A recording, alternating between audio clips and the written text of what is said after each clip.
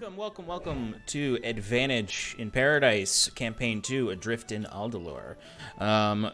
This is our weekly actual play D&D game set in our homebrew world of Aradun. Very excited to get playing today, but I'm going to turn things over to Shannon in order for her to tell us a little bit about our partners. Go for it, Shannon. That's me. Hi, friends. Happy Monday. Welcome to Paradise. And yes, I would love to regale you with a little mini tales of all of our What are you doing? Are you copying me? Stop it! Stop it! Stop it! No, sorry. I don't like it. Oh, Steph, I want to punch you. Okay. Oh, I don't like it. It threw me off. Go ahead. All right. Our partners. Starting with our partners. I can't look at the screen now. I don't trust you all. Starting with Arcane Spectacles. Fuel your adventures with the Arcane Spectacles Adventure Mugs, available in 11-ounce and 15-ounce sizes. Their sturdy ceramic mugs, complete with high-quality printing, are perfect for... I lost my spot. Are perfect for TTRPG and D&D enthusiasts. Start your day with a jolt of excitement and choose your size for the ultimate gaming experience. Get yours now at arcanespectacles.com. Next, we have, Underground Oracle Publishing. They are a best-selling, Emmy-nominated TTRPG publisher building new and exciting settings for the cipher system of every genre you can imagine. Each setting includes everything you need to explore its unique world, including lore, species, descriptors, foci, creatures, ciphers, artifacts, and all the rules that you need to play. Their current focus is Harrow, the Blighted Plain, a crystal punk fantasy setting filled with fungal oases, massive sand seas, and long-buried magitech. For as little as $3, you can join their Patreon and help shape Harrow in each of the worlds that they create. Cool stuff. Go check them out. Next, we have Edward Yorke, aka Eddie. Eddie is our character artist. He is an illustrator based in the UK who makes art for games and books. To visit his portfolio and get in contact with him, visit eyorke.com. And new within the past couple of months, we are also partnered with 1985 Games. They create affordable, accessible, high-quality accessories for D&D and other tabletop role-playing games. Our wonderful DM uses their NPC cards and absolutely adores them, as do we, because they provide such detailed, rich information for NPCs for us goobers to interact with in the world, and you can adjust them based on your game. So go check them out, along with their other wonderful wares. And if you decide you'd like to purchase anything, you can use the code ParadiceProd for 10% off your entire order. So yeah, go check them out. Last couple of miscellaneous things. We're working to get our campaign 1 backlog up to date. Sean and I have a plan for that.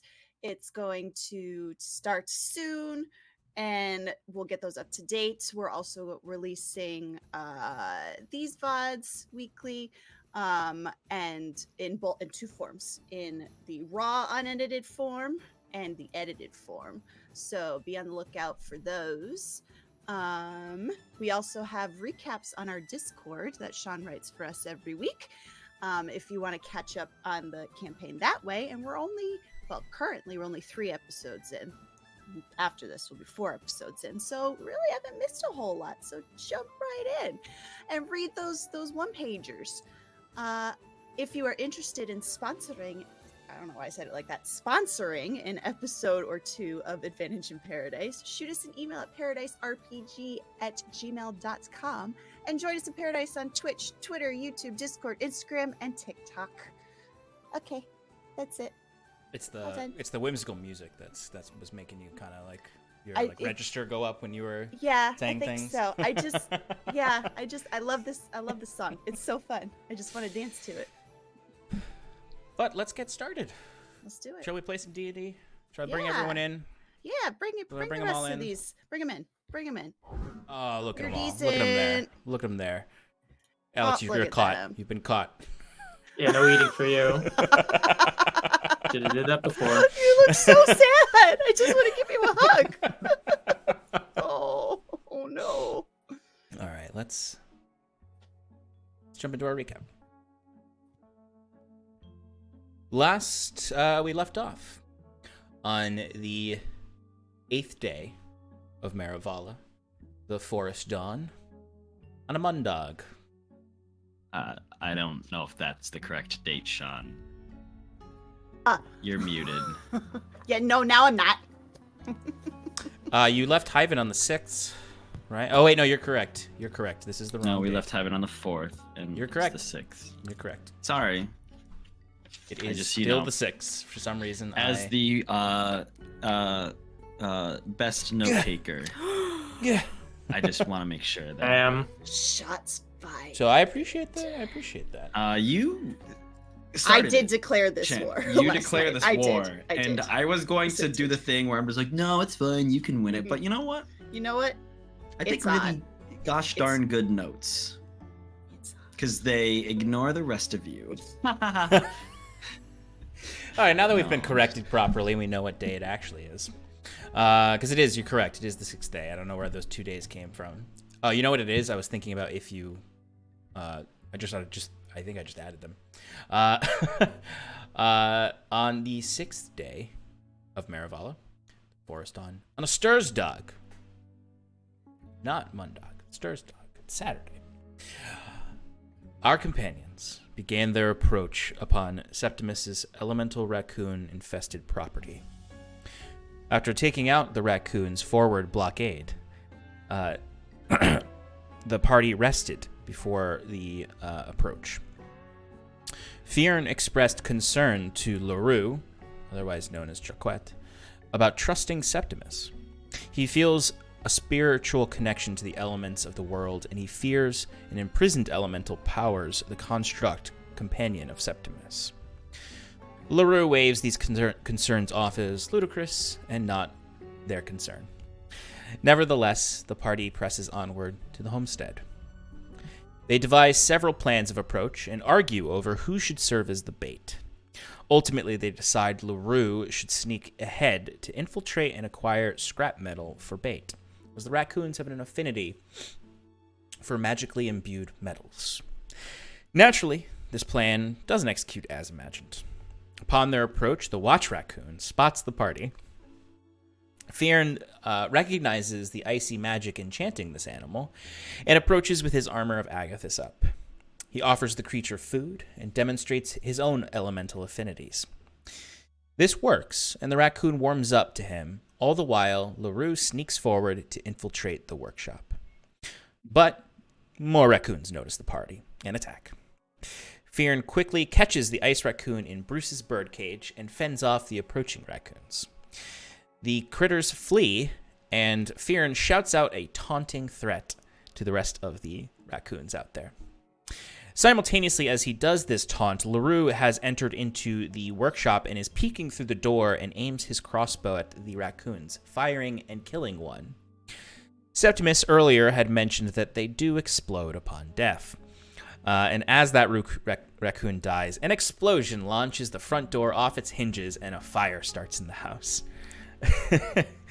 A swarm of raccoons follow through at the orders of what is known as the raccoon shaman behind the house. The party fends off the raccoons and eventually take down the shaman with the helpful trap set by Bruce.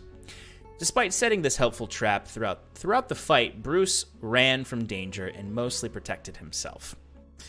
Leroux made the killing blow with an immensely lucky critical hit, but his magic set of dice fell from his coat and landed snake eyes.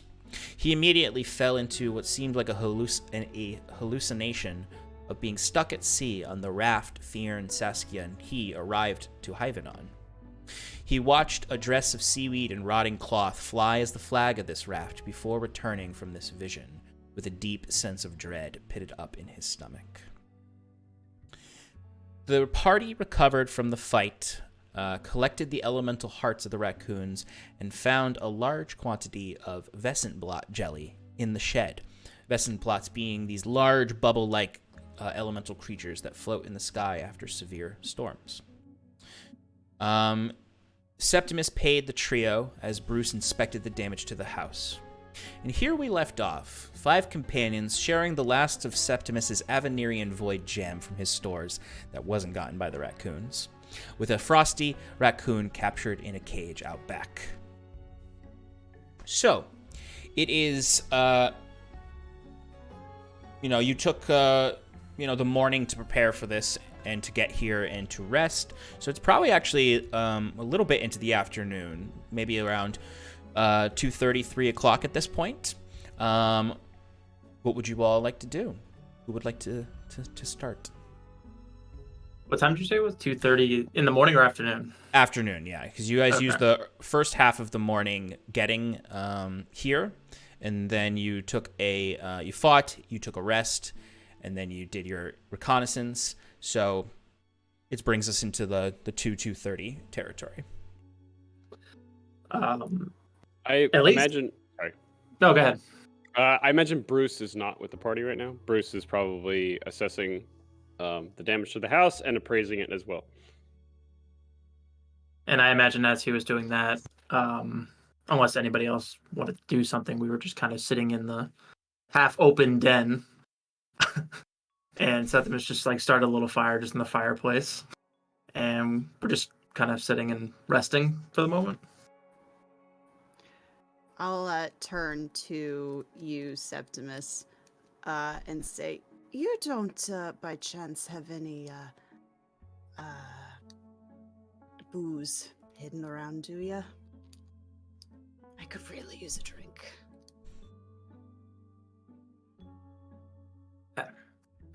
As a matter of fact, well, actually, I can't guarantee, but maybe there's something down in the cellar. I, don't partake, but all the old family members once did. The Septimus kind of gets up slowly and goes down to the cellar to see if you could find some old bottle that was maybe left over from years ago. Yeah, and truthfully, the cellar is probably the only place the raccoons really didn't raid. Once they got into the house, they didn't really care too much for the cellar. They were more interested in your upper pantry.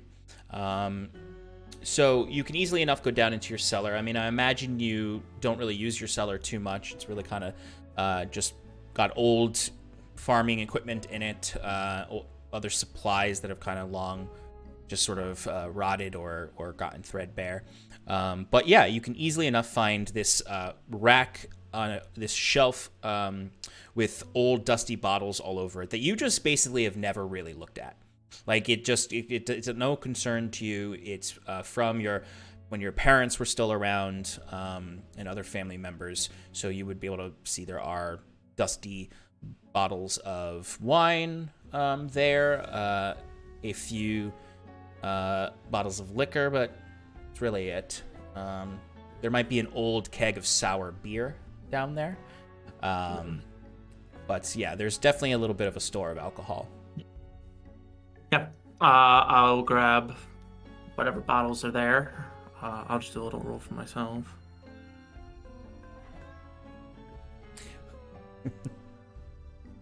Okay. Septimus will come back up with 3 bottles. One is a dark brown bottle, and he's kind of dusting it off. And he hands us with the Jaquette. He's like, this is a local farm. Oh, just a wine, which maybe you might enjoy. A local. I've had some of your local wine before. Jacques says as he puts it on the table, and there's a bit of a sour look on his face. He hands Sass a clear bottle that has nothing written on it. There's no labels or anything. It's half full. He's like, I could tell you that this is probably what you want. The family's old moonshine. Haven't touched it in quite a while. It's probably very potent, but I think this is what you're after. And the last thing I can offer you, maybe Fearin, or if Jacquard wants as well, you could trade, is it's a darker brown bottle just mead that was hanging around. Bjorn wouldn't go for it, but like if you handed it to him, he would, drink it. So, I guess that's up to Jaquette. Yes. No, mead is not quite my fancy. Thank you, though. I mean, the weed, the mead, Weed. and do you partake? Sometimes it's nice to just, Anyways, the mead we had back at Fairhold was quite delectable, it's true, but it's not my usual poison, as it were. I take a big ol' swig of the moonshine. It's rough. It's country moonshine. It burns heavily. Oh, that's good. That's good. Cheers. Cheers.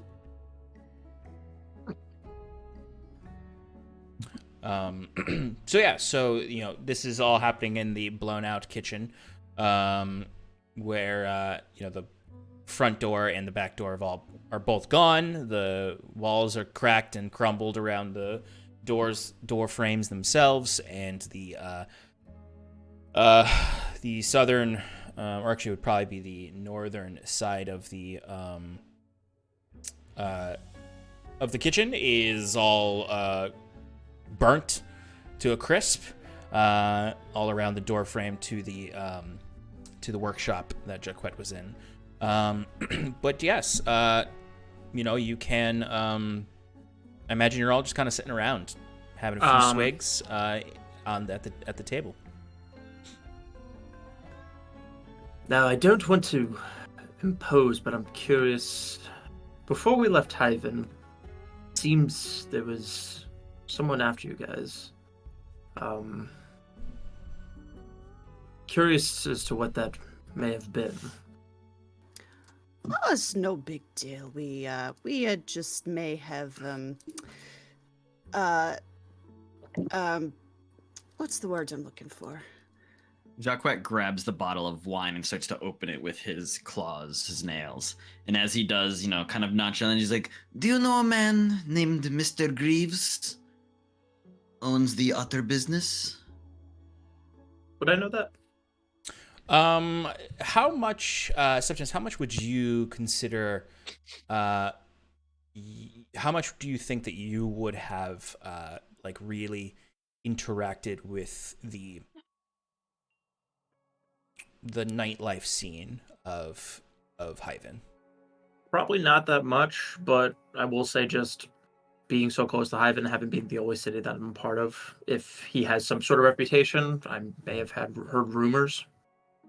Yeah, I'm going to ask you to give me a quick history roll. That is a 13. Okay. Or insight. You could do insight, too. The 13's fine. Okay. So you're unsure if you've heard that name, but you have heard of the Otter business, the bar that he mentioned. All you know about it is that it is it's the sketchiest bar in town. It's the most dangerous bar. You know it's in the Widow's Ward, which you know is just a place that if you're only going to go there if you're looking for trouble. Got it. Can't say I've been there myself, but I know of his reputation. Of course. Cheap drinks and good entertainment, right? I suppose. Again, like I said, never been.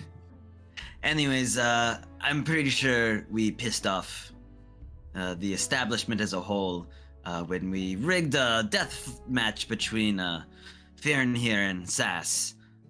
Rigged. That's the word I was looking for. Yes, we rigged a fight. I may have gotten into some debt that I was supposed to not pay because I was supposed to die. But doesn't look like that took. So, yeah. And I flashed maybe too few many gold, making myself a bit of a target. It was, we had been at sea for a long time. We weren't all thinking very straight. Very And it was desperate nice. for cash, you know. I wasn't. I just forgot how things are in these small podunk towns. What brings you to Aftal? Are you traveling? Just Now that, my friend, is quite the story. Where do we begin? And I'm gonna say, for brevity's sake, Jacquette tells you this tale that sounds a little far-fetched, that has not yet left the continent of Gwenvalor, as he's just telling you the story about how he's romping around a city, you know. He's like, and then at one point, I inspired them all to throw the tea into the harbor, and that's how they called it the Domuserum Tea Party. I, of course, was in the taxmaster's house, and I made quite a pretty penny for myself. Anyways, I found I had to leave town, so I booked a ship aboard, or booked a ticket aboard one of those airships. On my way to Halcyon. Halfway through, lo and behold, someone decides, hey, let's shoot down that ship. That someone being, and he turns to Fjern and Sass. These two. That was not confirmed. You have absolutely no proof of that. It's true. I don't. They were involved somehow. I don't know how. If I recall, at that, we saved you from. Yeah, dragging the him out of ocean. a freezing cold ocean after an airship crash. Yes. Awful And crash. why were you there again? Awful. In the middle of the ocean? Well, I'm not gonna give him my life story the way you did, but I was a stowaway and I didn't have much choice. That's what they all say. The ship we were on betrayed us, and that's another reason we're in town, is we're looking for some information on that. Yes. A certain Captain Hastings has an X over his head as far as I'm concerned, or on his forehead, that I'm gunning for. And my companions here would also like to have a word with the captain about why they were left high and dry in the middle of the... What's the sea called? Carencia. Carencia Sea. I see. So your Yes, it next was a venture would be You see, he's just. That's your fine. next venture would be pursuing this captain and tracking him down, I presume. Then While at the same time avoiding all the nonsense in the Widow's Ward. oh, of course. No, I was just curious. If you were all just regular mercenaries looking for work for some coin? Because Oh, we'll never say no. Never say no to some coin. That's for sure. I forgot to tell you guys, on our way here, I met that bard from the Fairhold Market, and she was telling me about her organization, and I'm thinking it might be worth investigating when we get back into town. They might know something about the pirates. I feel like they're well known. I've heard of them before, so perhaps Great. they can This help group? us. Who's this group? Well, to be honest, I'm not very familiar with them. I know somebody who's kind of acquainted, but they call themselves the Aradunai. One of the fighters, before your death match. He was an Aradunai, wasn't he? Was he? I thought that He was was. something different. I thought he was a mercenary or something. You talking about the soldier guy? Yeah. Yeah, he's not. He wasn't Ardunai.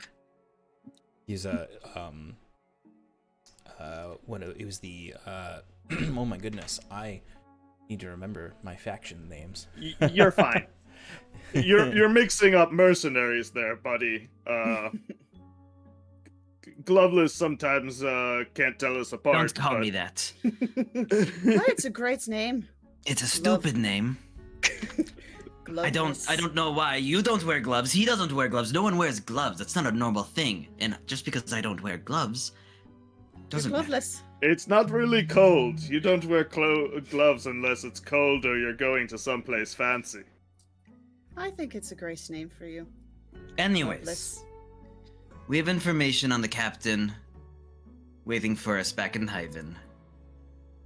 Though our informant is a little, how should I say this, slow sometimes. So we'll see where that information leads us. But yes, that is our next order of business, as it were. Why do you ask? I Well, wasn't to be- asking. I wasn't Thank talking you, to is- you. I was talking to Septimus, but okay.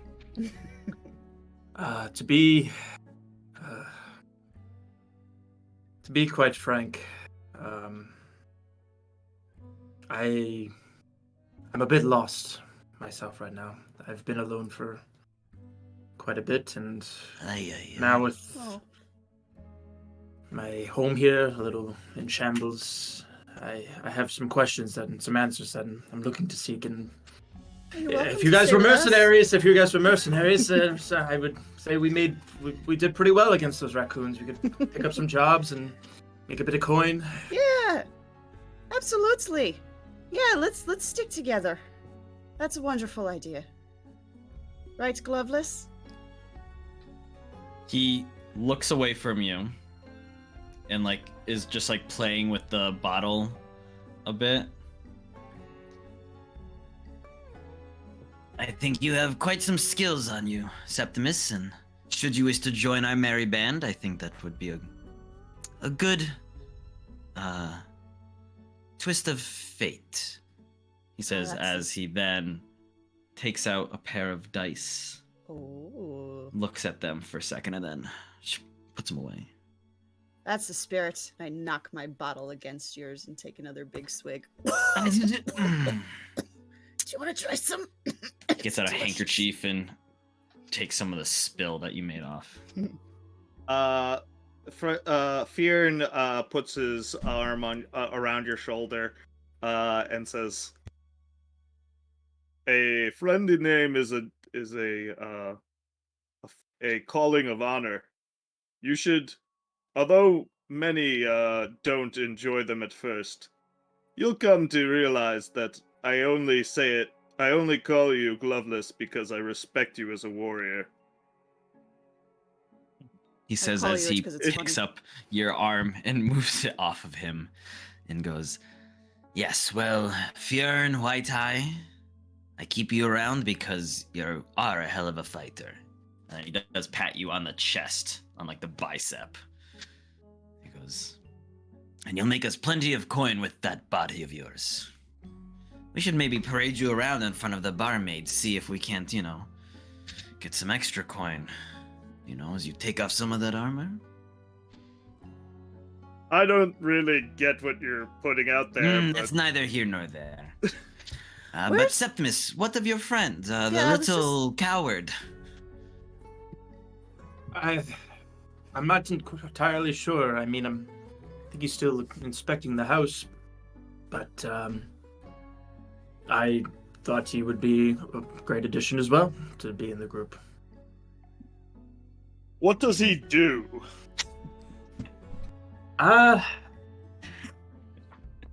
That's actually a very good Does- question. What does he do? I mean, he does lack clearly some fighting prowess, but he has a very interesting mind that I would like to inquire more about. He's very intelligent, and I think he can create and how much. A builder. Well, that's what he told me his trade was. He was building different. He was a contractor, is what he called me. I've never heard that term before, but people wanted stuff built. He would take a look at it and give them estimates and do the work. It's a business. He mentioned it was what was the damn name of it? Oh, because right, the Oboko. what he is, he's Sorry. Koboko. Koboko. Koboko. Koboko. That's quite a name. Bold Co. It's Goboko. Get it right. As Where'd you come from? There's a hole in the kitchen. I don't Oh, know. right, of course. There's not much privacy here, is there? No, I can heal you. Through the upstairs. There's holes up in the second floor flooring. So, yeah, you guys are not quiet, is what I'm trying to say. Well, we didn't say anything bad. I know. Why the fuck did you run away?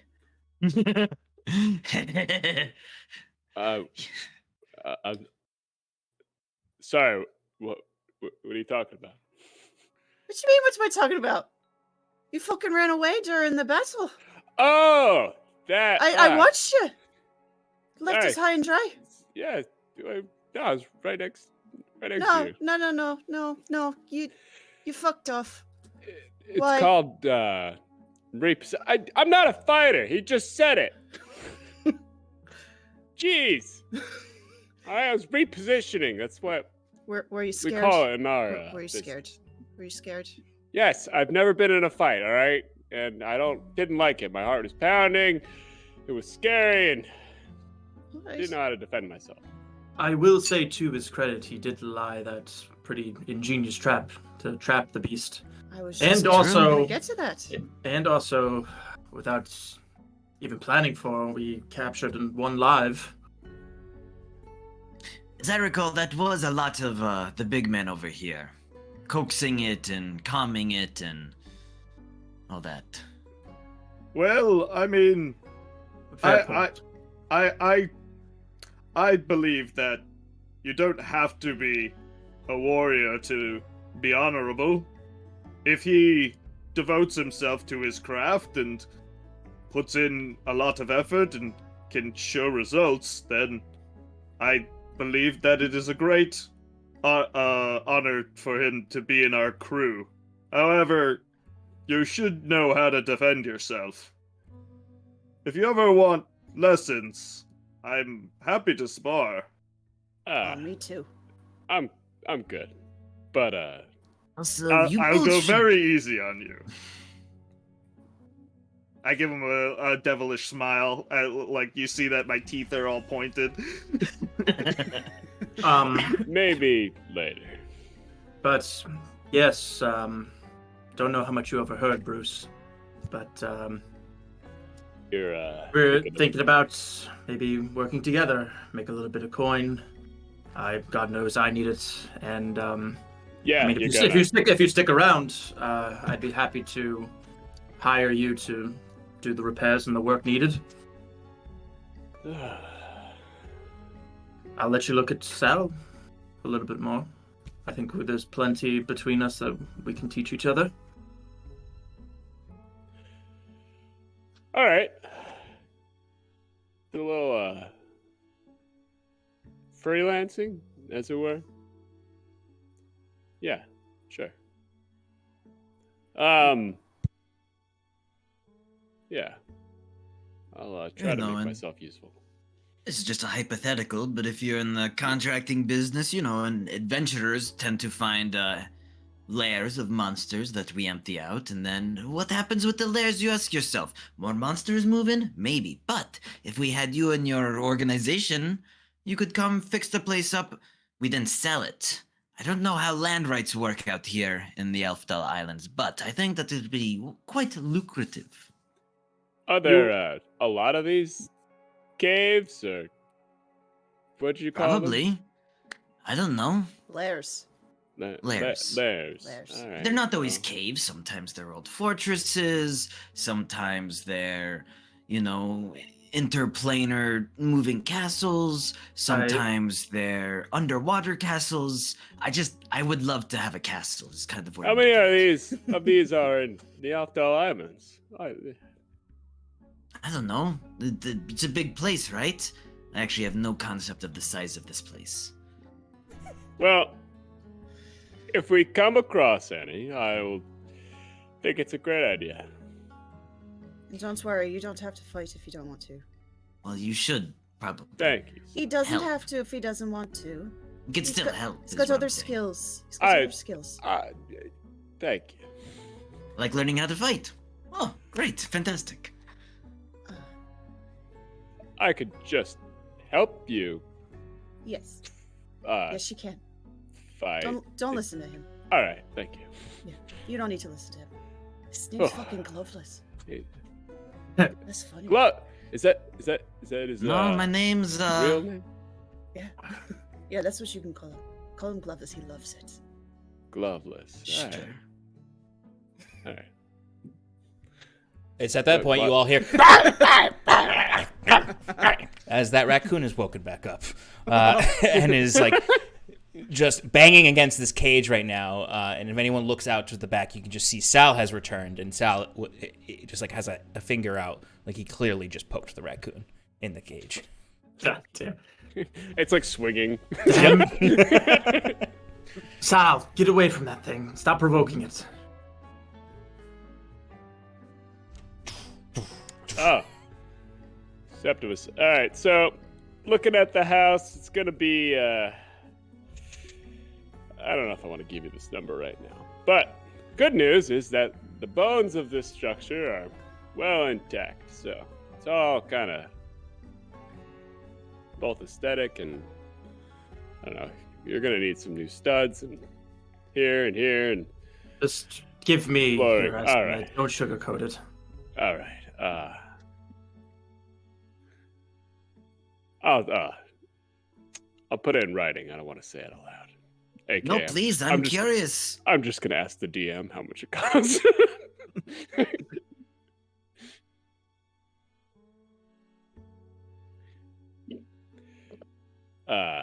But if you give the approval, I'll send notification over to Koboko. So he writes it down and slides it over to you, Septimus. Let's see. Repairs on main floor, replacing 2 doors and the walls themselves as well. Probably gonna need to tear down some of the ruined wall to build new walls. It's an entire structural rip on the 2nd floor where you got a whole wall blown out and the floor is all damaged. Not safe to walk up there at all unless you're a Koboko expert. The similar This absolute... is all Bruce's inner monologue. Exactly. Yeah. Torn apart aesthetic pieces as well. Your counters are destroyed. Your pantry is destroyed. Just overall damage is going to be like as if you were building almost a whole new house. So you're looking at a Koboko price, a Koboko friend price of... Discount, yeah. I'm trying to figure out what I want to charge. I mean, you don't have to give an exact number right now. No, I got you. It's a lot. I got you, fam. Consider location too. You're in the middle of the woods. It's not a desired location. It's not next to any cities.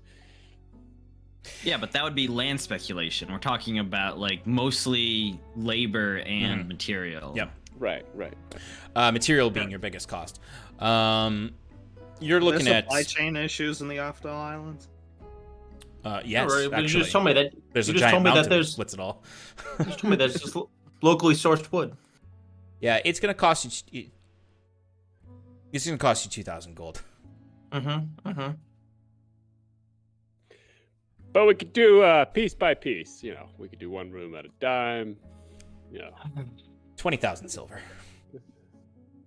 Yeah. To make it higher.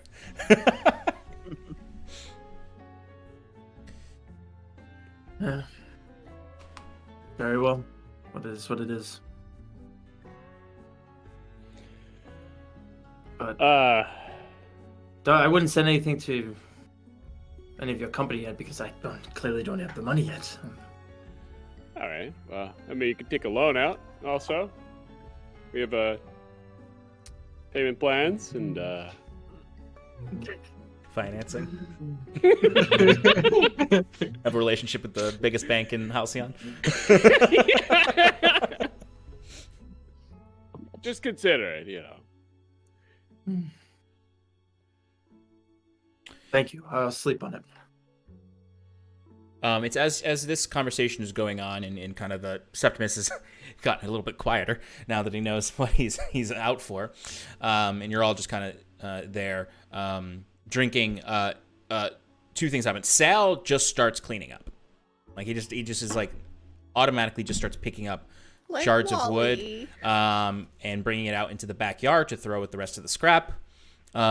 He comes up to you, Septimus, while he's doing that, and he looks at you and he just goes like, he just brings his hand up and goes like this, signaling he's asking you if you're hungry and if you want him to cook you dinner.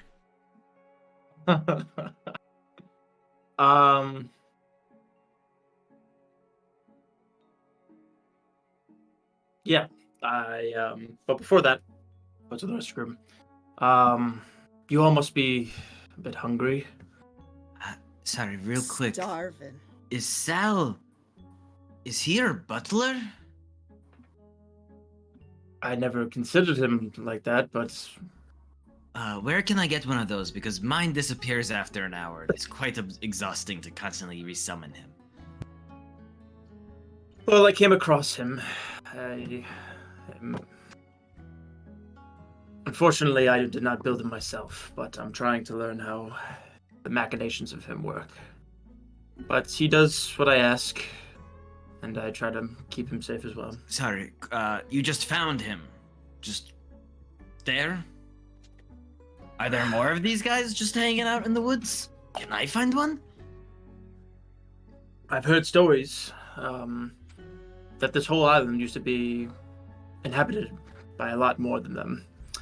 But as years went on, most of them have either vanished or were destroyed or maybe still out there. If you could press your luck in the woods just as I did. I mean, trust me, I've tried quite a bit to find another one, and to no avail. Do you think if you found another one, they could make and have babies? Have you Maybe. also- With the, possibly, I don't know. With the right amount of faith. I don't know how Well- you feel about that. Yeah. To that point, I think. I mean, what if Sal has a means of tracking or attracting to other machinations? Is that possible? Like I said, I've exhausted all that as much as I can. I've tried that before as well. It seems to understand what I'm asking him, but when he goes to, I guess, scan for other entities, there's nothing. Well, before we start searching for more mechanical creatures, I say we go hunting for some food. I'll take a scout, see if I can find anything. We deserve a good meal with meat after a battle like that. Too bad all the raccoons exploded. You can eat raccoon, right? That's not, like, bad for Would you, you is want it? to eat a raccoon? That's. I have no I idea. know. I don't know what these creatures are. You I, might want to check for diseases first, but Oh, yeah, they're edible. I don't know that I'd want to eat these raccoons, though. Sorry.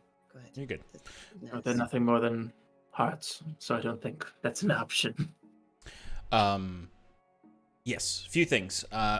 One, you could definitely go out and hunt. There is a forested foothills that are on the edge of Septimus's property.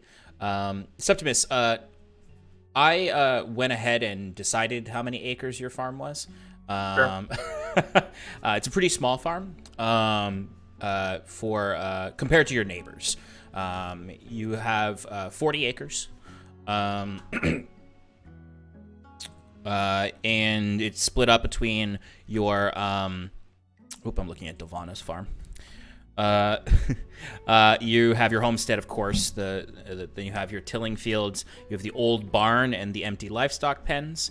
You have your processing and scrapyard, which is the back where the shed was, where the raccoons were.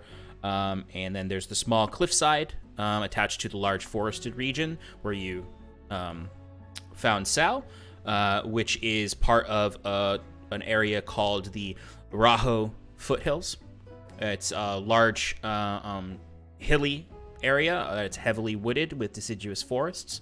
That is it's probably like the largest forested area of Rakievo, which is this whole region of farmland. And it's where you generally take your walks with Sal. It's in this area that your property comes up on the edge of Dolvana's property. But she has a significantly larger farm. Hers is 120 acres. But that Raho Foothills is kind of where your properties meet, and then there's just the actual, unclaimed territory of the foothills themselves. Yeah. I mean, I would direct whoever wanted to go hunting in that direction to do so. I do that. Okay. Does anyone want to go with Fearin to hunt, or do you just want to go look for some game, Fearin, alone?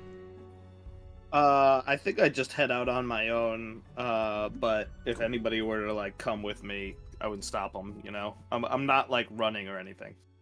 Cool.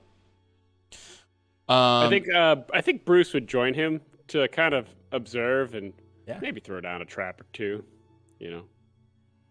Yeah, absolutely. So the two of you step outside. You walk past the caged raccoon that's there. It growls menacingly at you. Not really at Fearin, but more so at you, Bruce. And as you step out, you do hear a little bit of thunder cracking in the distance. There seems to be a storm approaching for this evening. But you can easily enough go out to the forest. It's not a super long walk to get to the foothills, but you do want to be careful because you could very easily get lost in them. And the rest of you, what are you doing while they go off hunting? Everyone can hear that kind of storm coming this way. I'll instruct Sal to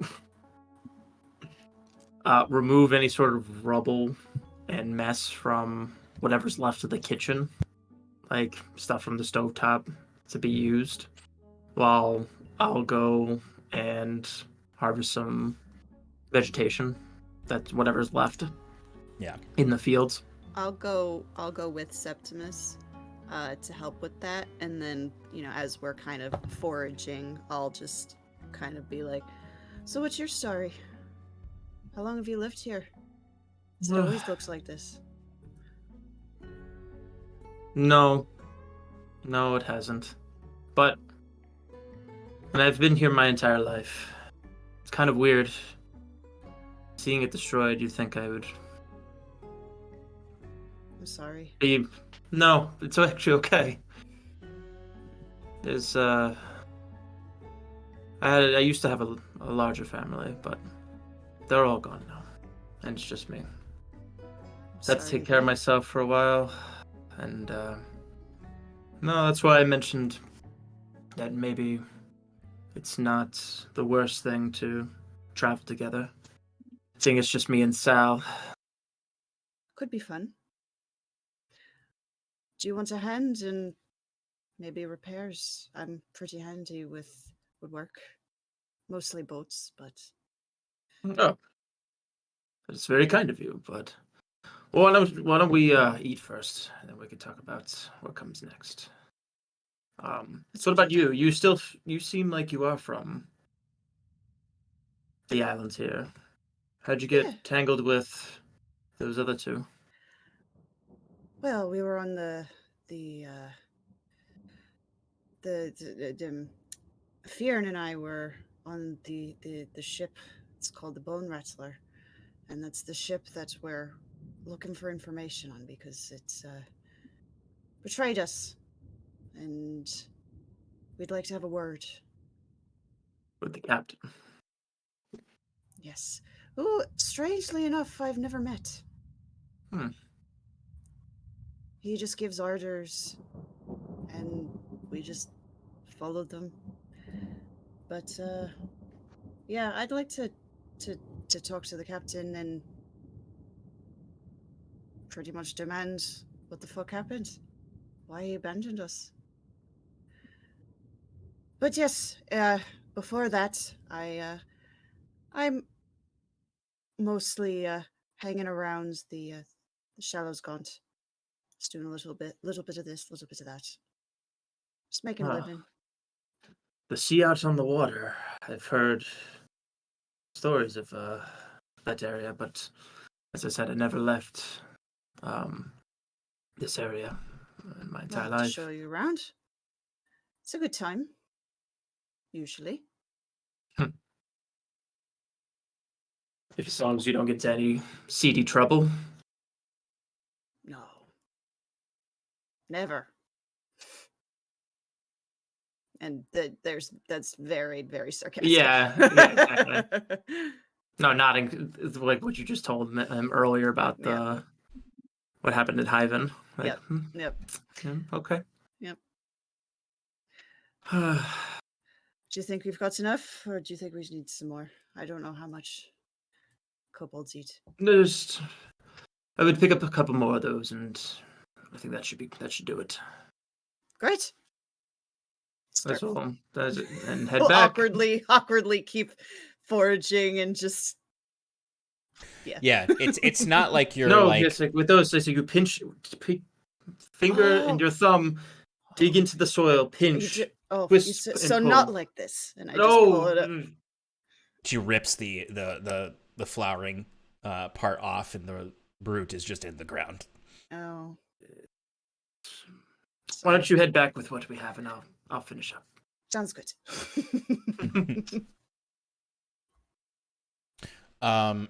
It's because I mean it's also when you're digging through this, it's also like a lot of it's trampled. And there's a lot of, like, that's why I said muddiness like and whatever's stuff. left. Yeah, so you're able to get like armfuls of Septimus. You have clearly like a basket or something that you would have in your house that you were both kind of just dropping stuff into. Yeah, and you got enough to give everyone some sides for whatever's Fear and our friend Bruce can catch out there. It's mostly root vegetables and tubers that you've got here. Some staples, some good hearty favorite. stuff. Yep. Bruce's favorite. Parsnips, some taters. That's a lot of taters. But as you're doing that, as you kind of gather enough for everyone, you do notice that like there is definitely a storm coming, and it doesn't look as intense as the one that hit the island a couple weeks ago. But you both kind of maybe even like pause before, as you finish talking, and start heading in and look to the east, and you can see there is these dark storm clouds. But you can also notice that there are almost auroras within it of light that are prismatic, much like the heart of the raccoon shaman you found. And they're not quite, I wouldn't call them auroras. They're not soft like auroras. They're almost like veins of metal that you would see, but they're moving across the sky. They're harsher and more concrete than like lightning moving quickly. Mm-hmm. It's almost like a crawling light that goes through the clouds and then vanishes within them. Almost the best way I could put it is almost as if you were seeing like Vescent blots like swimming in the clouds quickly, creating these strange, almost like a like if you've ever seen a bubble, like an actual bubble, frozen. Like it has this very complex, almost crystalline shape to it. And there are these things moving through the clouds. And off towards the forest, Bruce and Fearn also hear the thunder and see this through the tree line of the deciduous forest. As you're hunting for game. I imagine Fion's just quietly chatting every once in a while, saying things like, "The storm's coming. The smaller game will be looking for shelter. Keep an eye open for caves or notches that they might be taking shelter in." I think we should just head back. Well, it might be tough to get the small game, but the bears always come out for more fruit before the pre-storm. We might get lucky,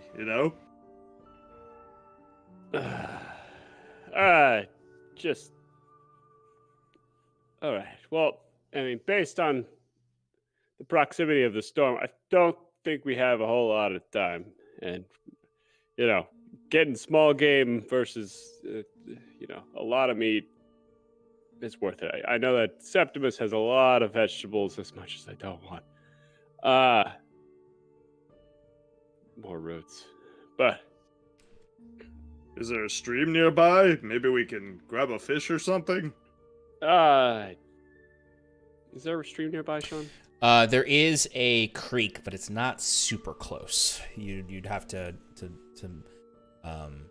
where there's a substantial enough creek that there would be fish in it, as opposed to a trickling stream. The storm would probably get you before you were able to come back from the creek. Okay. No, there's not. How about we just go back? You can give me a survival check, Fear, to see if you can pick any tracks up or discern if something's worth going out for. Bruce, you could help him with that if you wanted to. Fearn's the type. Yeah. I think Fearn's the type that's book smart about survival stuff. He's grown up with people who are really good at it, so he knows what to say, but when it actually comes down to it, he's always wearing armor and is clunky and always never catches anything. Yeah. I got an 11.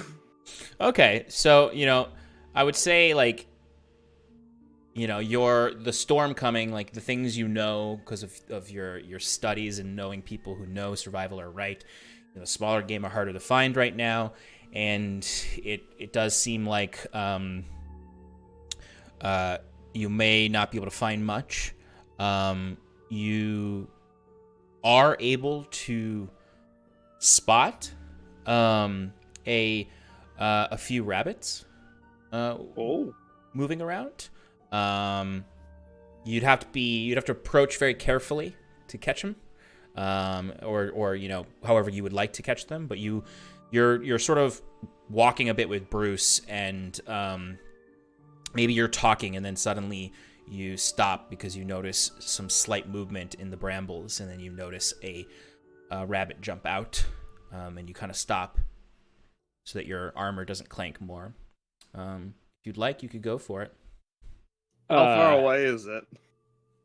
I'd say right now it's Sean, 50 feet away. Sean, would you let me do this? I would have to do this after I finish the long rest, but can I infuse one of his weapons? Sure. Sure. Yeah, I'll allow you to do that. Hey, Fern. Shh. Give me your weapon. I hand him my great sword because it's the only weapon I have. Bruce immediately drops it, but tries to. I imagine Bruce, he handed it to you handle first with the blade pointed down, and you grab it and you kind of fall back a little bit and have to dig it almost into the ground for a second to lean on it and not fall over. Yeah. All right. And then Bruce takes out his little magical Leatherman. Mhm. And with the butt end of it, where he draws like a little insignia on it, and then he taps it with the butt, and then the insignia just fizzles away. It's- all right, go ahead and throw that greatsword at that rabbit over there. You sure? I was gonna use a spell. Oh, all right, that works too. No, I like your idea. I take it and I overhand throw it like with both hands Yeah. at the thing. So that's an improvised weapon. Yep. Improvised dex ranged attack. Okay. My dex is +2. Okay, so it's gonna be +4 to the attack roll.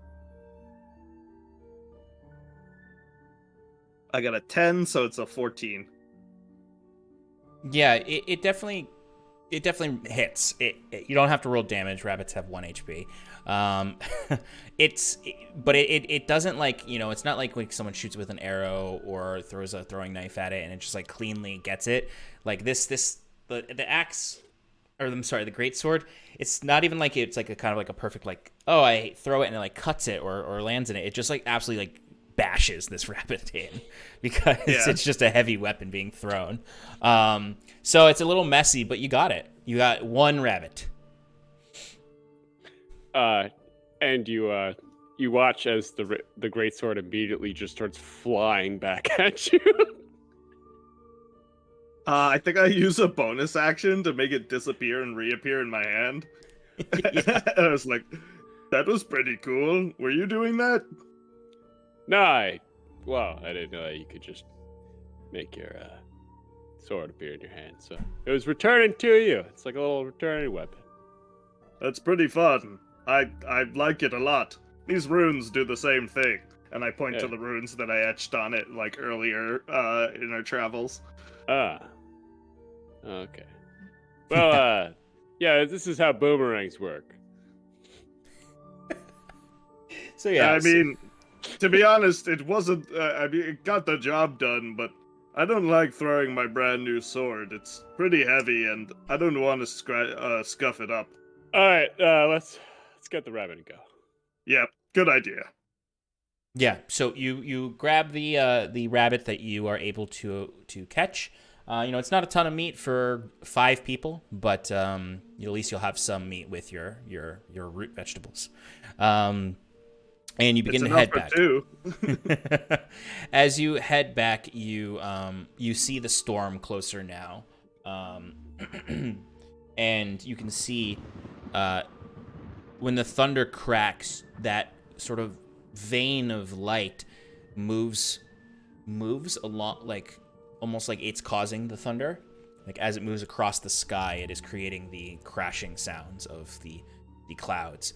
But it looks like basically like slow motion lightning, the way it's moving across the sky. Like it moves from one cloud to another, and then almost becomes frozen in time for a moment, only moving slightly. Almost like a cephalopod moving quickly in the water, where it's sort of this wriggly thing, and then suddenly it becomes this slowly writhing mass, as this thing just floating back and forth in the sky.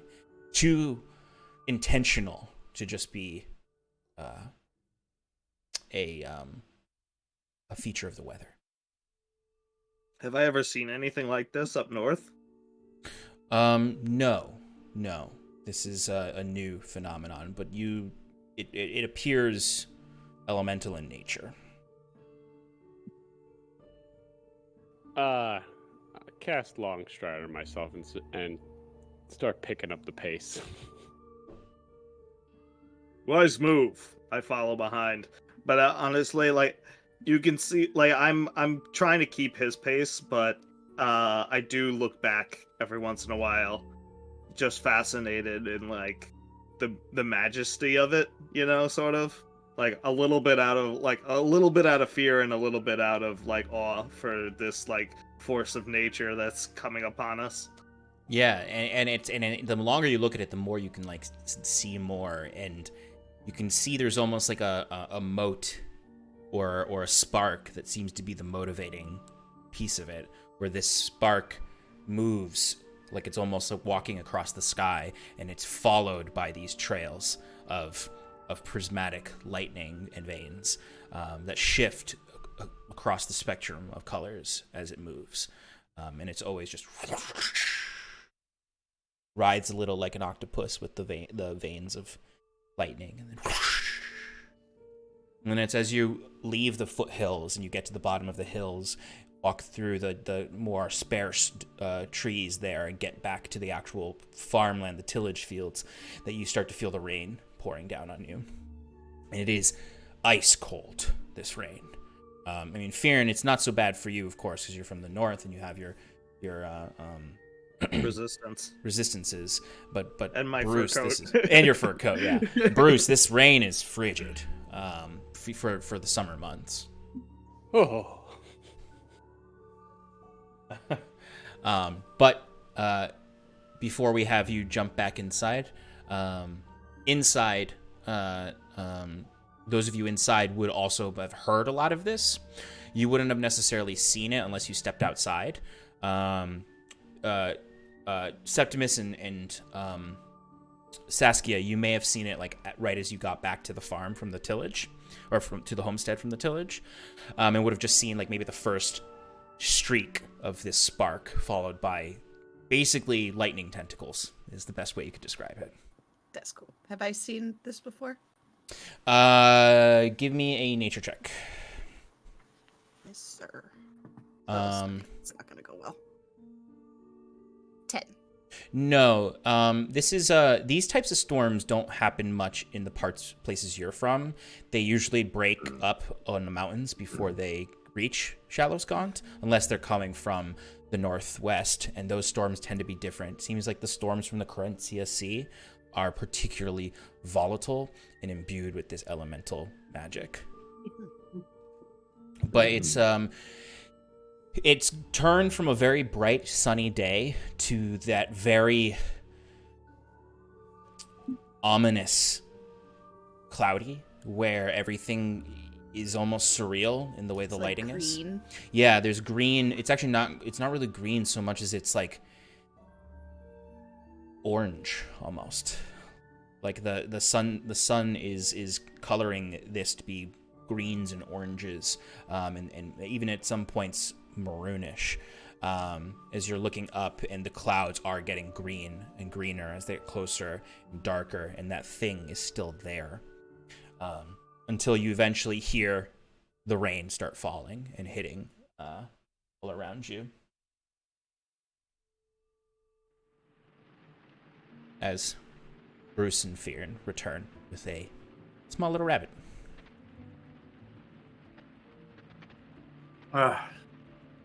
Not much out in the wilderness today, huh?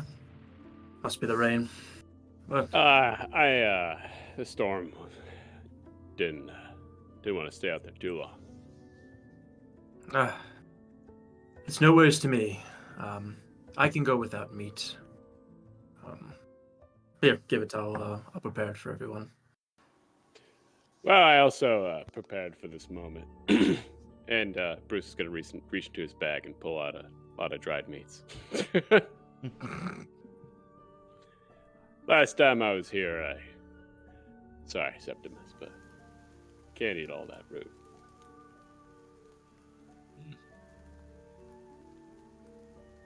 Well, I'm looking forward to it. We saw a strange high spirit out in the skies. Is that normal around here? It was moving very erratically.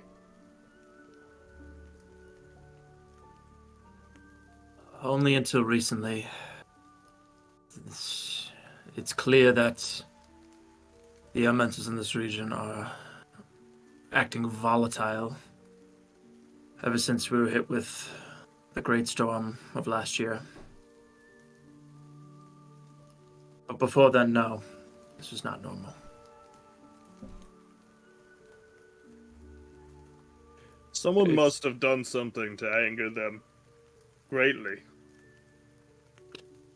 Yeah, a whole continent, a whole country set them awry. Can you speak about it more? I'm curious. It's being sarcastic. Literally, I know nothing of Very anyone that could quick. have angered them. To side with the elementals, Fjern. Who knows? Maybe they're just here to cause trouble for everyone because they got bored on their own plane. You know how some of those extraplanar beings can be. Septimus points at him and says, yes, they're just chaotic. And they'll destroy anything, regardless of what you do to them. I mean, just to play devil's advocate, No one likes when people play devil's advocate. I want to make that very clear. I do. all right. Well, I like to hear both sides. But I, well, I don't know. Kind of feel bad for some elementals in some regard. Like, how we use them as a source of energy. They kind of just are tortured, and I don't know. It just seems a little unfair, a little unethical for my being. As much as you hate them. I mean, I guess it depends how you view the elementals. I mean, that is a form of slavery, is it not? To use them, keep them bound. But are they really sentient creatures that deserve free will, you know?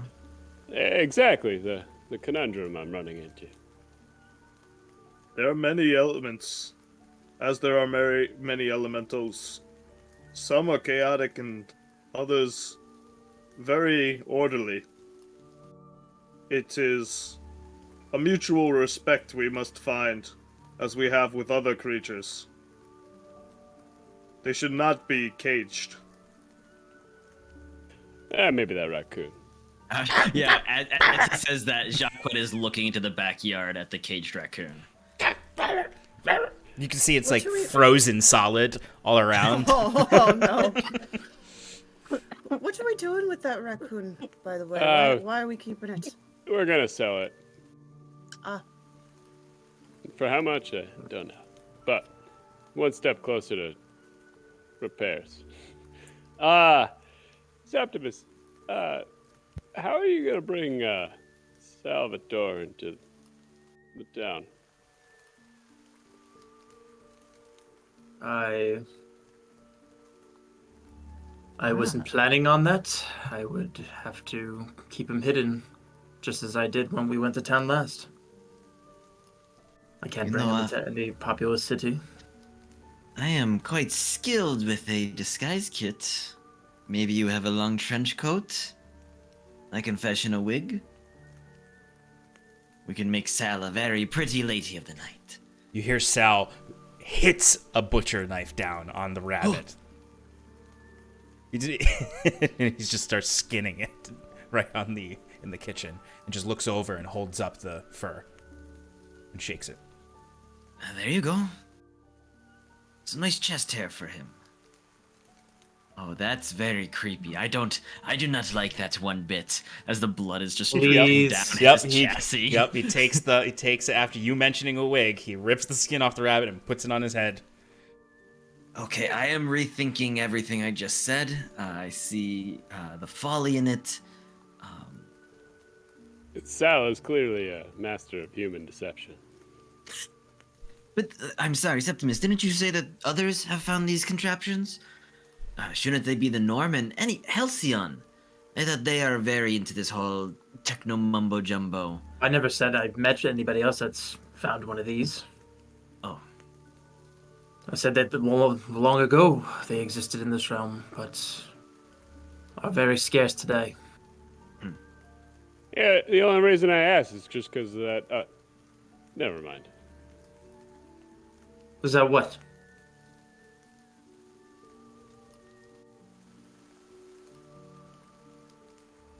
That was a weird thing to do, Bruce. I want you to know that. Yeah. It makes me trust you less. All right, fine. Hey, you have a fucking that arm usually on your back. works, Jacquet or LaRue or whoever I am says, gloveless. Well, they've seen this as it's waving around. Is that I think everybody's aware about, but I guess we never talked about it. Yeah, we never talked about it. I always assumed it was still in your backpack. No, it came out during combat. It came out in the combat when I was missed putting that out the part. flames. I apologize. You know, I don't like to pry too much. I was gonna leave the man to his mysteries. I kind of like it better that way. But yeah, if we're gonna spill some beans, what's the deal with your third arm? And I'm not talking about the one between your legs. Well, after I found myself alone, Oh, never mind. I don't know if I want to hear this. started delving into the secrets of mechanical beings, especially with my friend Sal here. And much of what I learned and a bit of divine intervention, I suppose, I was able to craft this onto my back to help me, since I was the only one left on my farm here to tend the fields, do some research, work in my shop.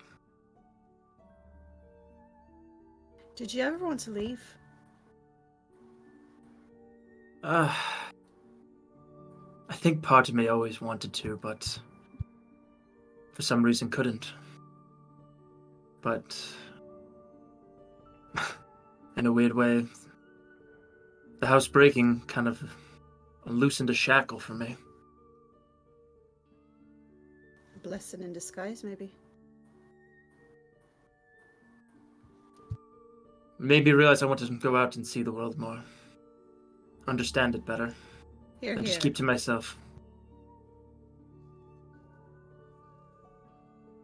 Septimus just lifts up a water glass. Clink it with the moonshine bottle that I am still Jacquet takes a swig from the wine. Very vinegary. Fionn hasn't picked up his drink yet, so he just like holds a hand up in the air. Here, here. Fionn, what's your home like? I never asked you. I don't talk about it much. I know, that's why I'm asking. It's very cold. Very dangerous. But Do my you want to go people, back? more than anything. But that's behind me now. So, you Yeah. can't go back. No. That's what you're telling me. Why not? Sorry. Sorry to hear that, buddy. I'd rather not talk about it. That's fair.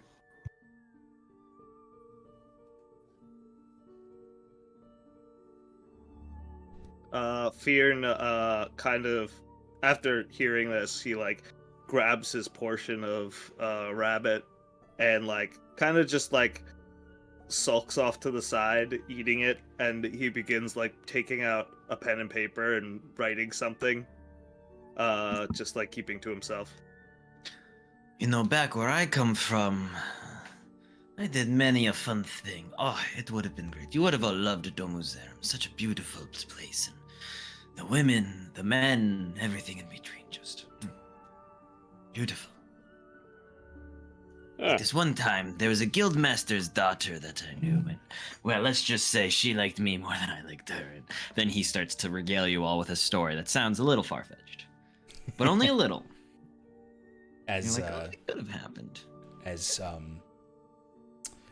Sal is handing out food to everyone after Fionn had taken the rabbit. See, he's still wearing the rabbit skin on his head. Jacquet mage hands and takes it off.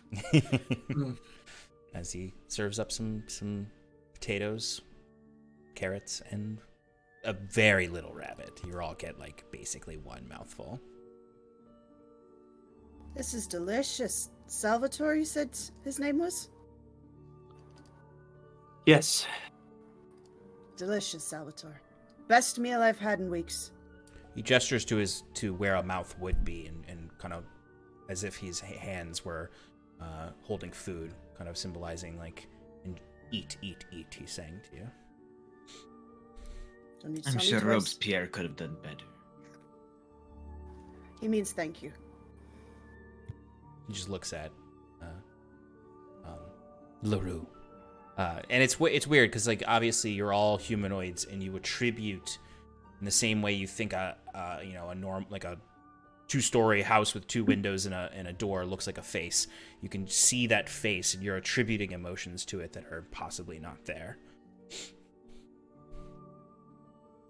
Thank you, Sal. Why don't you wash up and rest for the rest of the evening?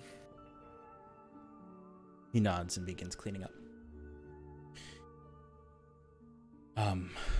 The house, this room is becoming a bit untenable to stay in as the wind is picking up outside. It's not, I won't say it ever gets to the point of danger. It's quite cold in the dining room right now. With the open front and the open back, it's just creating a wind tunnel where the room is getting very cold and wet as you finish the meal, and it gets very dark at this point. You know, it's darker than the darkness is much earlier than it should be because it's only like 6:30.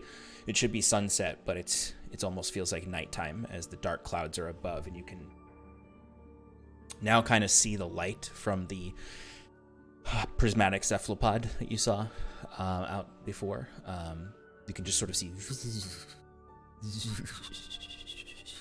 and there is this quiet noise outside that is very just a sort of whistling wind almost that hums and vibrates in a whimsical pattern compared to the bass of the thunder behind it. Very much like an eerie orchestra is happening in the sky above you. The raccoon is completely calmed down at this point.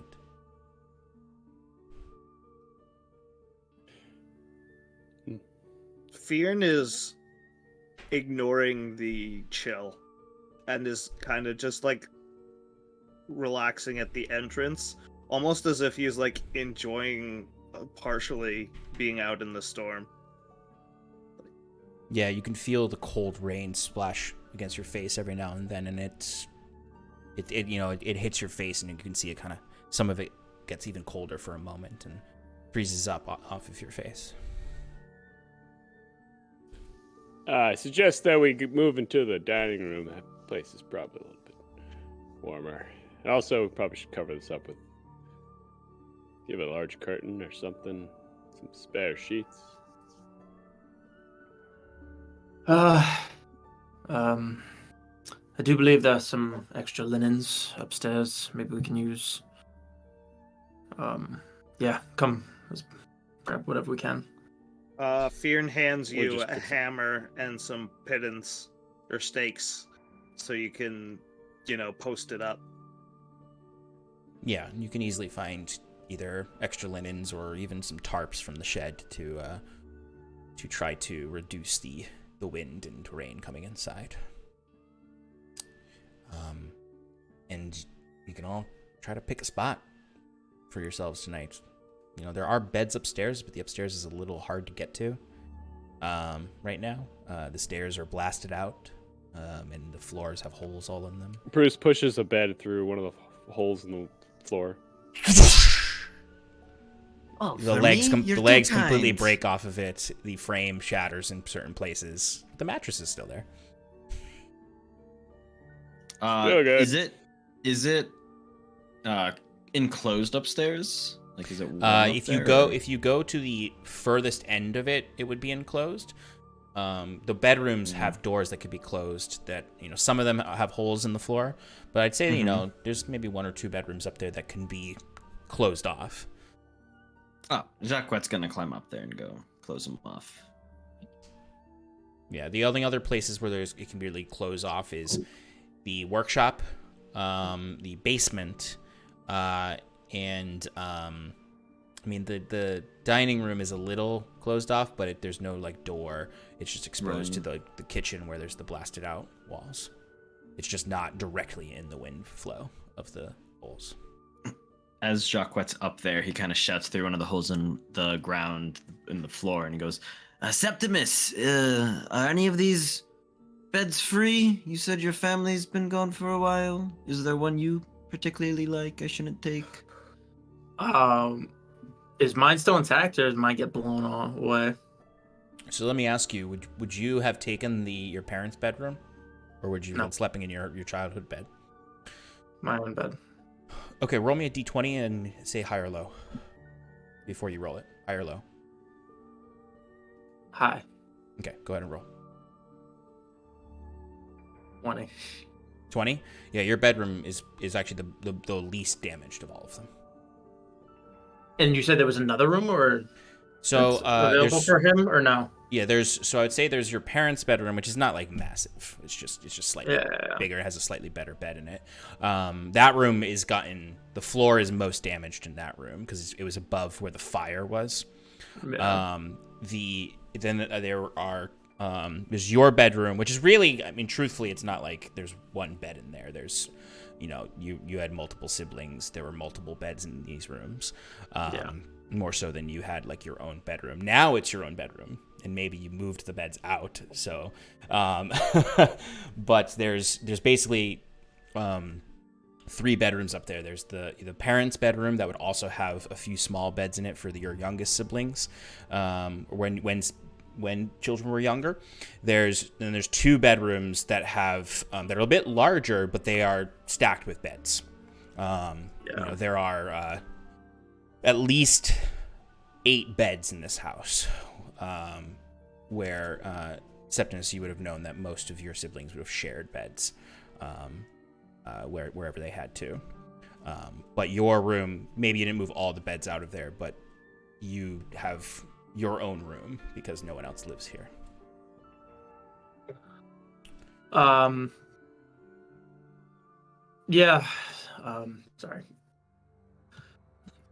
Yes, you may feel free to take any room that is still intact, aside from mine, which is probably the cleanest one that's up there.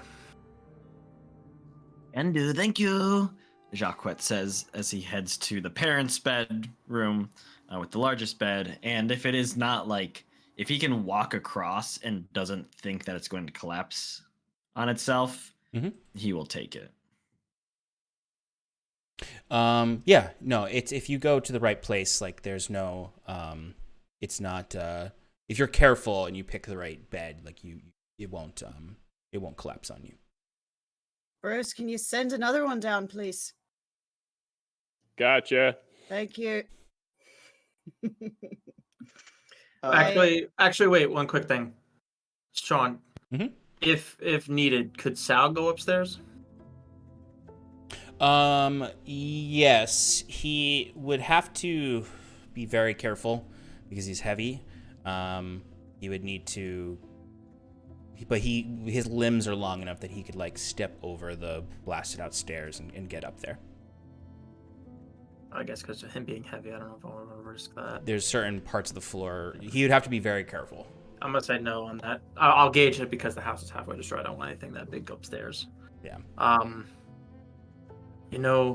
Actually, on second thought, Sass, Fearon, or Bruce, feel free to take any other bed that's up there, including my own.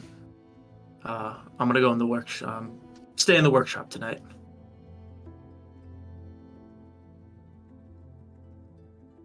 If there's anything else anybody else needs, thank you, Septimus. I'm gonna retire. I'm a bit tired. Very much. Yeah. Thank you. I wish I had more to offer you, but I'll see you all in the morning. So, Nice. come. Let's go. Sal nods and follows you to the workshop. Before you leave, I say, I'll take second watch. Wake me when you're done working. Watch.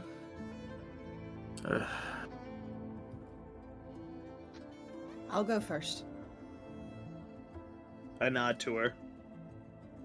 And, Fearn walks off to the dining room with the half-open thing, and just sleeps on the against the opposite wall, and like looks basically so he's like facing towards the door. Yeah, absolutely. So Fearn is finding a little nice corner to set up,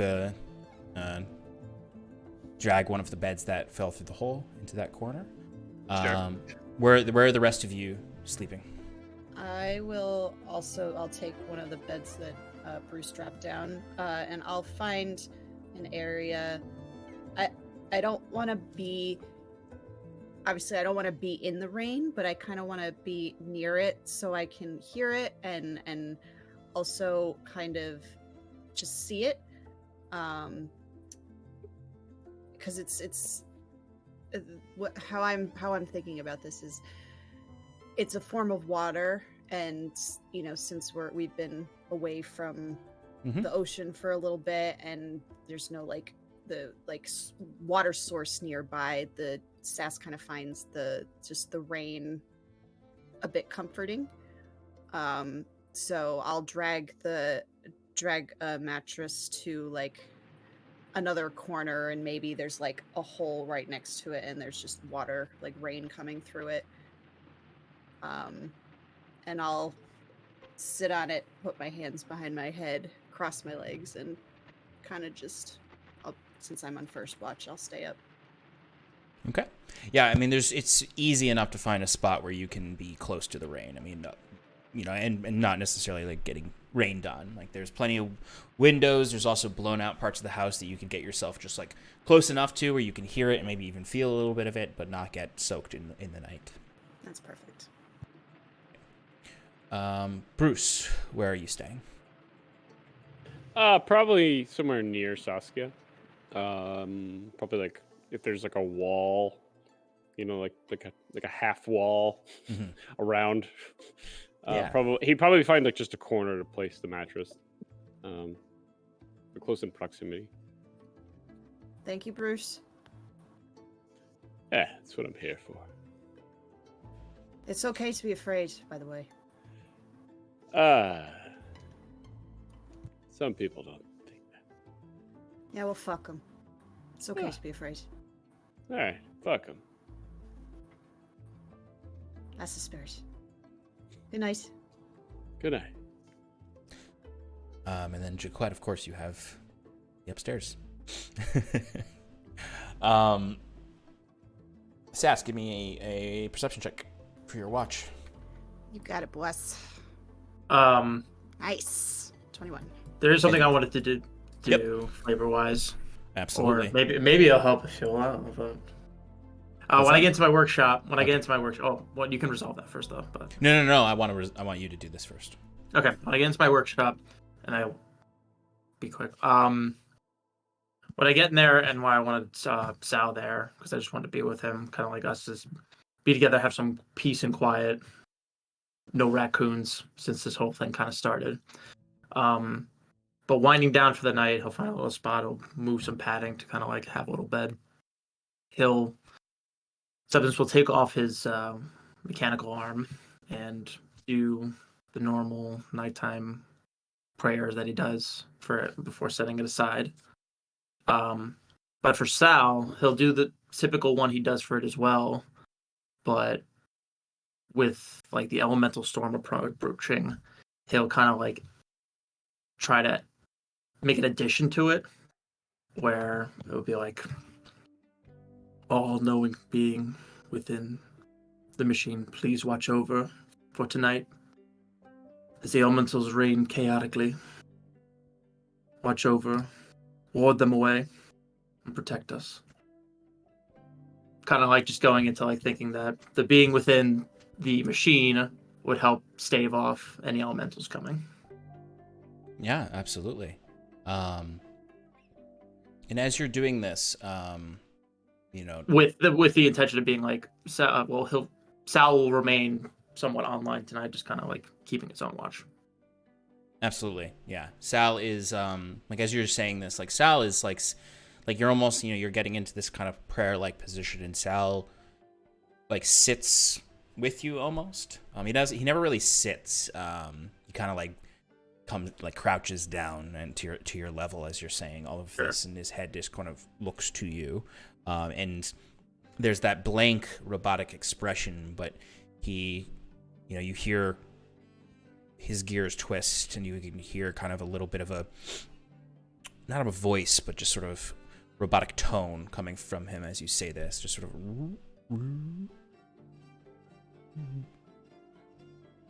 And he nods to you and sits up and goes and stands by the door.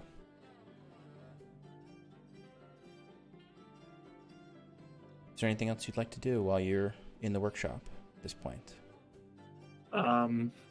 No, just get some much needed rest.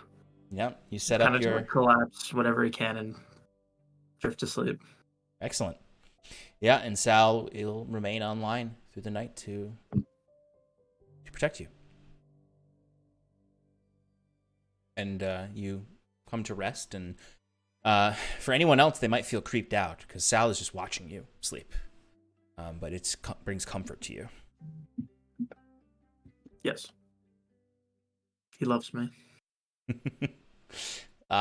Outside of the workshop and back into the general kitchen dining area where Sass is awake. Everyone else is sleeping at this point, Sass. You see, a little bit of light from the workshop go off. Septimus goes to sleep, which is the last person to fall asleep. It's quiet except for the rain.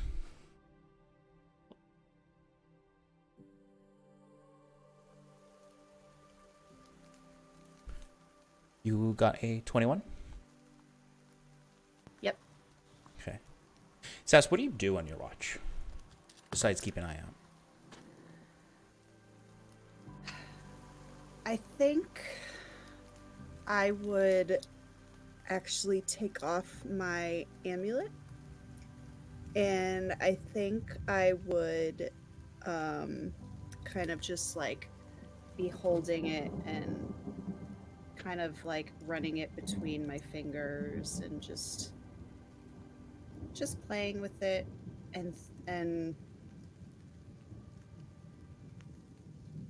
yeah, just kind of being present in the moment and playing with the amulet. Okay. It is... The rain outside is growing louder, and you feel somewhat drawn to it. You're kind of, I'd say, a couple feet away from the actual edge of where, like, the sheet is flapping in the wind, and there's just the spray of water coming in.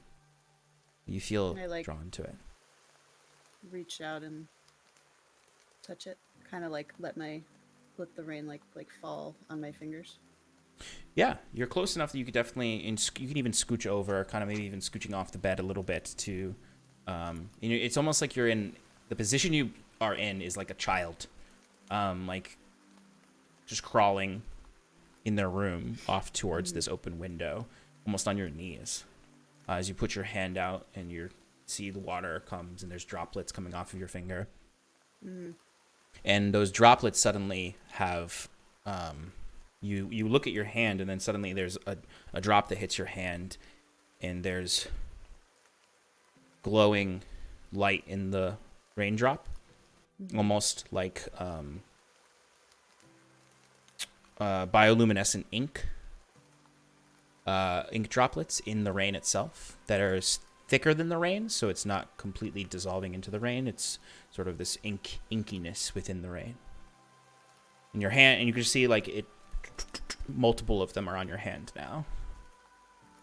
Are they doing anything, or they're just? It's as if someone cracked open a glow stick and poured it in water. Cool. I'll raise my hand up a bit and maybe like position my hand so that like it'll like drip down my finger, and so I can just watch it fall off of my finger. And right as it's about to break, You hear very close to the house, as if it's right next to the house, you would hear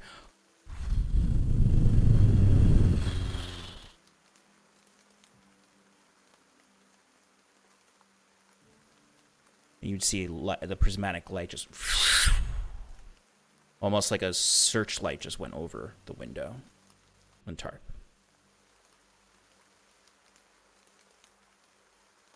Can I get up and quietly kind of go to the doorway and just like look outside? Yeah. And we'll carry over your 21 perception here. And you don't really need much of a perception because literally 5 feet outside of the house is the spark with the lightning tentacles. You could just see this large... it doesn't look like an eye to you, but it is an oculus. It's sort of this pupil of light is staring at the house, and it almost has like a searchlight aspect coming off of it. As you can see these weird lightning-like tentacles moving in a very sharp, jagged way, and illuminating through multiple colors as this creature is just... And you can see the ink that you were feeling on your fingers is actually like dripping off of it.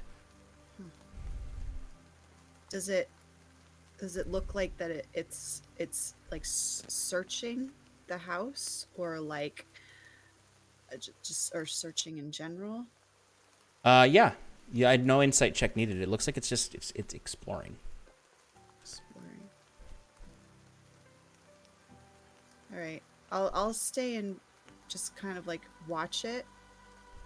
Also, just like with kind of like a childlike curiosity. Just I assume I've never seen anything like this before. No, never. This is the weirdest thing. Not the weirdest thing, but this is this is a rather one of the yeah. I mean, it's quite beautiful though, and it's almost enchanting. Where you like, you might even feel like you want to step outside. The more it just sort of stays there because it doesn't look threatening. Yeah. So I'll put my amulet back on, and I'll, with that kind of like childlike curiosity and that wonder, I'll kind of step out into the rain, and I'm not like making myself known, but I'm just kind of I want to know. So I'm just kind of walking towards it. It's you as you kind of like walk towards it, you can see it's like tentacles kind of like they almost look like stop motion animation the way they move. Yeah. And they just sort of appear in different places and move jaggedly, and that ink, that bioluminescent ink is just kind of there's like a huge puddle of it beneath it right now as it's just and you can feel its light emanate on you. And that light feels like it's looking at you. Do I feel like it's seen me? Mm-hmm. Are you lost? It starts to come closer to you. You can see it. And almost as it moves, you hear this very gentle sound that almost sounds like ice cracking. Just sort of as it moves through the air closer to you. And I'll just repeat the question. Are you lost? And it gets closer and closer and closer. And when it's maybe about 3 or 4 feet away from you, it moves sharply, almost like back. Yeah. As if it's it's come to a certain proximity to you that it's rebounded from. And then you hear in your head the sharpest, shrillest shriek as it just penetrates your mind, just an absolute as this shriek enters into your head and the creature dissipates and flees as the shriek banshee howl keeps screaming in your head. I'll fall to my knees in the rain and just like gripping my head. Do I recognize the scream? Do I think it was the creature, or It does not seem like the creature because you watch the creature literally run away. literally bolt it. And you hear when it bolts, it's that light crackle of ice is Yeah. loud thunder cracks. It's moving away. You just hear intense thunder crashing. Yeah. Um, All right. So then I'll on my knees in the rain, just holding my head and just screaming, "Shut up! Shut up! Shut up!" I would say, Bruce, you wake up at this, and Fearn too, maybe, as you would hear this loud, thunderous, like it just sounds like the loudest thunder you've ever heard, and then you can hear Sass outside going, "Shut up! Shut up! Shut up!" Sass, who are you talking to? Is it still screaming or is it gone? It's quieted down to almost like a tinnitus like ring in your ear. Sorry. Go back to sleep. It's fine. It's nothing. I had a nightmare. I sleepwalk. Oh, You- do you You're need... supposed to be taking watch. Did you see something? No, I just must have fallen asleep. All right. Why don't we all just go to bed? I'll put an alarm up. It's much easier. And Bruce, just with his head down, being really tired, having just woken up, he's not a morning person. Walks over to all the entrances and licks his finger, and then takes out this line and starts just putting his thumb on the wall and going around the house. As he sets an alarm so that you'll know if someone comes in. Yeah, I think Fearn would, while he's doing this, he would go up to Saskia and say, "See which, are you hearing voices again?" Wasn't a voice. Screaming. Just high-pitched screaming. And I'll look around to just see if Bruce went back to sleep. Eventually, Bruce, it's gonna take him a little while to spread. Yeah, I gotta. Alright. Well, then I'm gonna lower He's my not voice, next to you. 'cause- He would be Okay. away from you. Yes. All right. I'm gonna talk quietly because I don't want to scare him. I saw something, Vern. I saw this creature. This. I don't even know how to describe it. It looked actually. You saw the way the light was moving in the clouds, Yes, right? I believe I saw it too. Further away, of course, but Whatever was making it was making the lights move, it was here. It was standing right over there. And it looked like it was exploring, just taking it all in. So I asked it if it was lust, and it came closer and didn't seem dangerous. But as soon as it got within arm's reach, screaming started. And it was so loud. And it scared it off. I don't know what it was. I've never heard of a spirit of the skies, a high spirit act or create light the way that one did. It's beautiful. It's quite, but its behaviors are a mystery to me. At least you're safe. Remember to treat the high ones with respect. Of course. They I can was be going to- quite dangerous enemies. I was only going to give it some directions if it needed it. But that fucking voice started screaming, and I couldn't. And I feel bad. I hope it comes back. And I'll keep my distance, but I want to apologize. If you see it, will you tell them? I shall. But I you didn't need to mean understand. it. Sorry? I didn't mean it. It's whatever it was, I didn't do it on purpose. I feel like it needs to know that, you know? It's fair.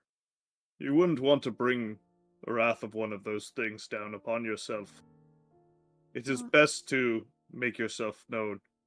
But in order for them to understand, you must first understand what's happening with yourself. We don't have time for that tonight. No. All But it's right. something to think about. I think if we're all set for now. I'm gonna come back out. Yeah, I think I will too. You good, Fionn? I think it's been long enough. Right. I've Your got turn. it. Thanks for night. the traps. Head and mattress. You're welcome. I'll go back inside and scoot my mattress away from the water now.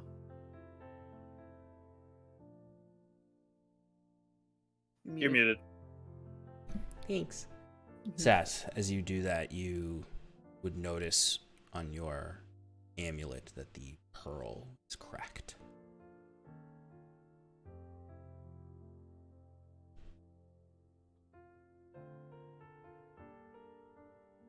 Oh, that can't be good. She's gonna be so pissed.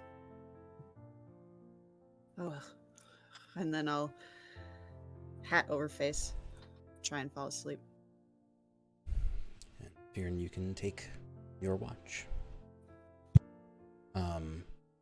Which goes by fairly uneventful, and almost to your disappointment, the storm seems to have almost become a normal storm. The elemental spirit of it having fled from it. But you hear the rain still trickling against the house. Feel the wind billowing the bed sheets as you listen for any other songs of the spirits.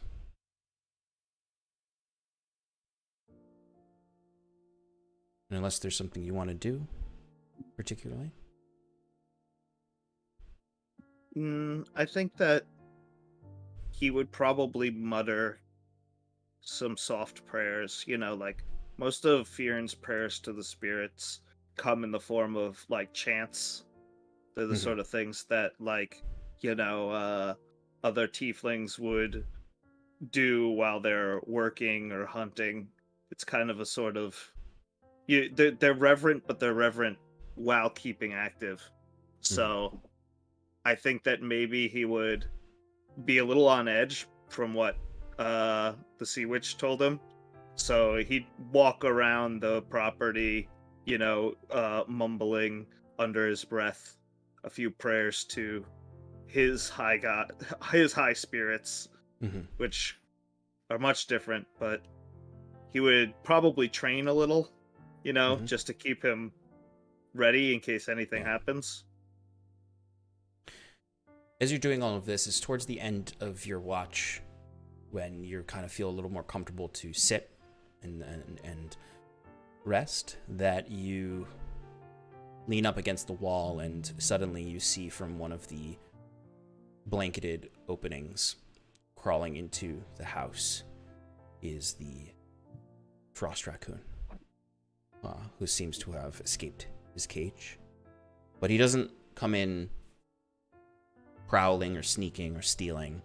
He actually just comes up to you very slowly and kind of does that animal thing of stepping forward, stepping back, until he does a quick movement and crawls up your leg and pushes himself into your arm.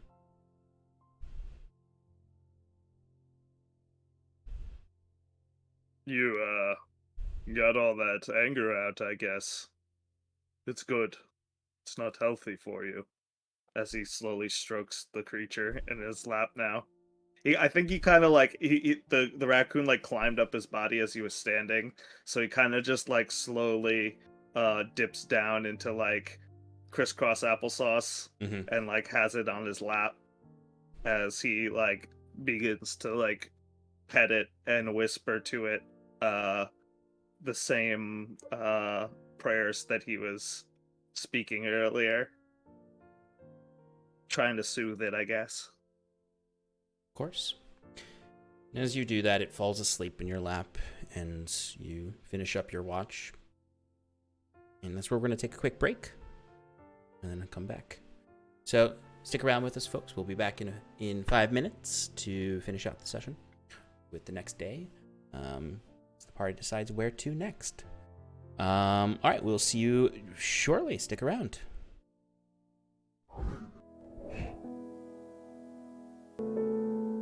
Back, everybody, to Oh, thanks. Oh. Adrift in Aldhalor, our newest campaign.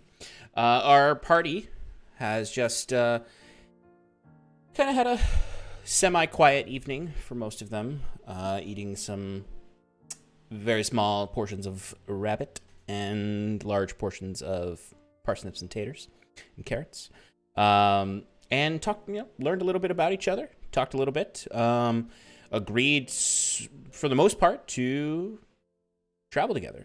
The trio, as we know, we're always planning on continuing together, but it looks as though Bruce and Septimus will be joining them. Which brings us, as Fearn finishes his watch and snuggles up with a frosty elemental raccoon, and the rest of you finish up your sleep, we will come to the morning. You all wake up. Some of you may be taking a little longer to sleep in.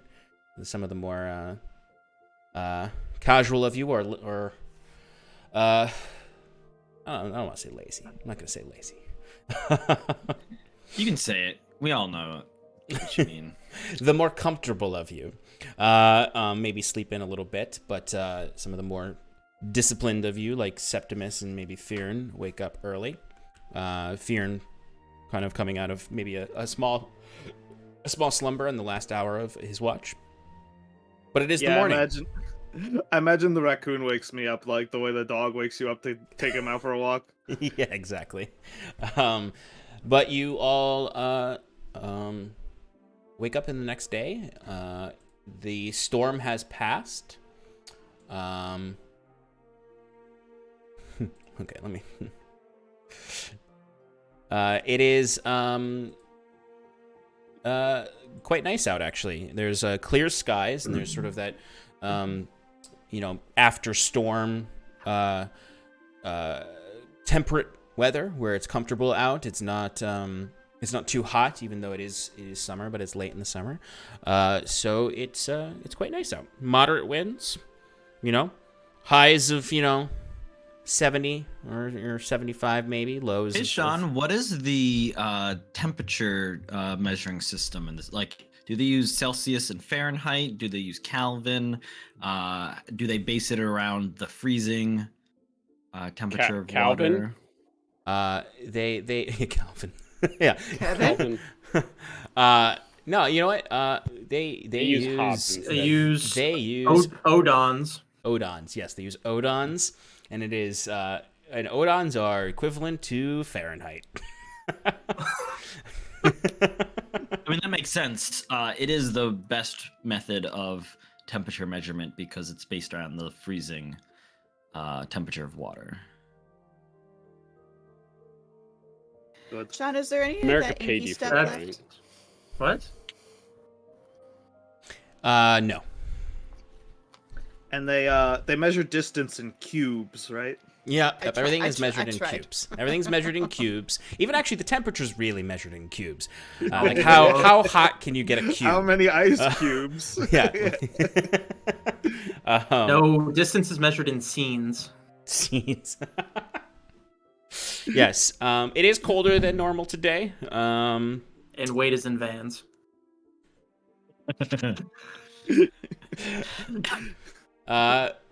So what do you want to do?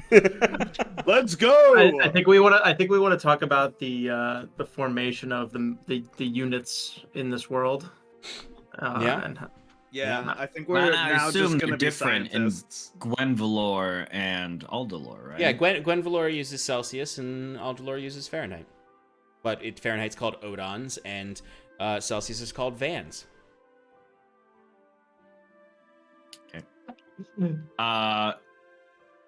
Jacquet wakes up in the morning and he's actually gonna look in Septimus's parents' bed chamber to see if there's like a long trench coat that fits him, or a large jacket. Sure. Septimus, I'll let you decide. Like, would your parents have owned something like that? Would your father or mother have had a long coat to wear out in the storms or anything like that? I suppose, but it'd be not very, very like tattered and quaint. Yeah. I'd say there's you could definitely find something. It might be a little big on you, but that might be what you're looking for. And it's very tattered, moth eaten. I imagine Septimus doesn't really go in here that often, so everything in here is just kind of a little dusty and mothballs all over the place. But yeah, you can find something, some holes in it, but it'll do what you're looking for. Cool. So I'm gonna take that and join the rest of the party in the kitchen den area as everyone's awaking and seeing Septimus there. Jacquet will kind of like pat off the jacket and go, Septimus, do you mind if I borrow? I assume this might be your father's jacket. I'm in need of something to look a little less conspicuous. Should we re-enter Hyven? And this, I think, will do perfectly with a few other accoutrements of my own making. Please go right ahead. As you can see, I had no use for it. Oh, shit, Fantastic. that's a good idea. I should probably do the same. Do you have enough accoutrement for two of us? If you go upstairs again, second room on your left, there's a fair assortment of women's apparel. Maybe you can go through and find. I appreciate that. I was talking to Gloveless. Oh. Well, But thank you. Sure. I will definitely take a look. Fearn is out near the pile of debris that was made yesterday, and he's just working out. You know, he's lifting heavy things and Taking rocks up, the putting them raccoon on his down. back. Yeah, the raccoon is just like scurrying about like the detritus, like looking for food, and I'm just like moving the big things for him and putting them down, and then he goes over someplace else and I move the big things and put them somewhere else. It's a never-ending cycle. Amazing. Yeah, just imagine you pick up a big thing, it starts looking underneath, it runs away, you put the big thing down, and you just keep doing that. He keeps going back to the same big things. Yeah.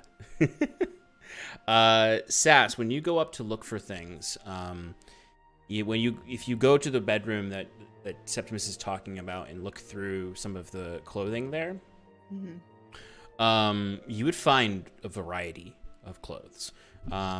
Stuff that would fit a little girl all the way up to a grown woman. A lot of it like it's all dusty and moth-eaten now, but you find some of it almost like tucked away, like some of the younger girls' clothes or some of the teenage girls' clothes. Like they all look like they were probably, hand-me-down constantly, but they're very like preciously folded. And placed neatly in where they need to go. Septimus, it just doesn't seem like Septimus did this. This is, perhaps his mother or his father very carefully kept all of these clothes in this area. So then seeing how nicely and carefully they're all put, I don't think I would take them. I would just I would notice them, and I wouldn't feel right taking them from a place of honor. It's clearly they were they meant something to somebody. So I'll poke through a bit, but ultimately I'll decide to figure something else out. Yeah. As you look over to the closets, clearly had Septimus's father's stuff, and I imagine Jacquet was not precious with it. No.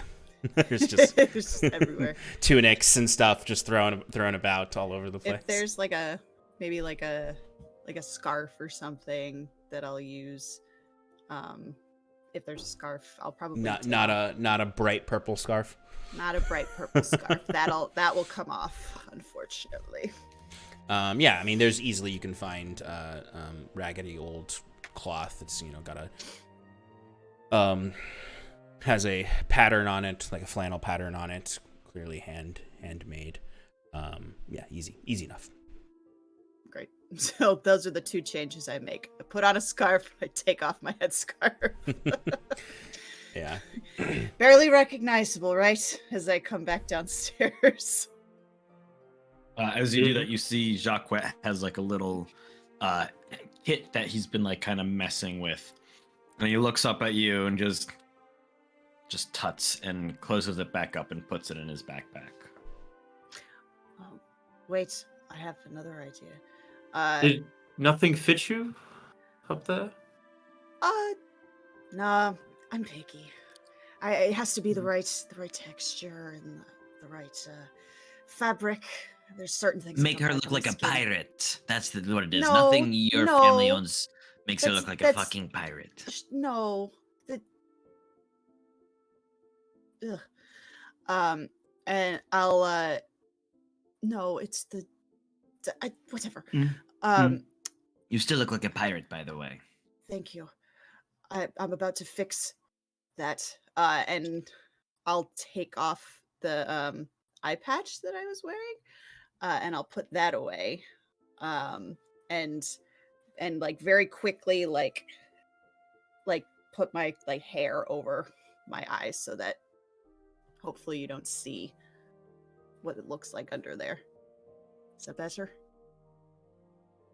I mean, your general attire is still screaming pirate to me personally, but I don't know. Well, maybe then, everyone Master else. of Disguise, what you suggest?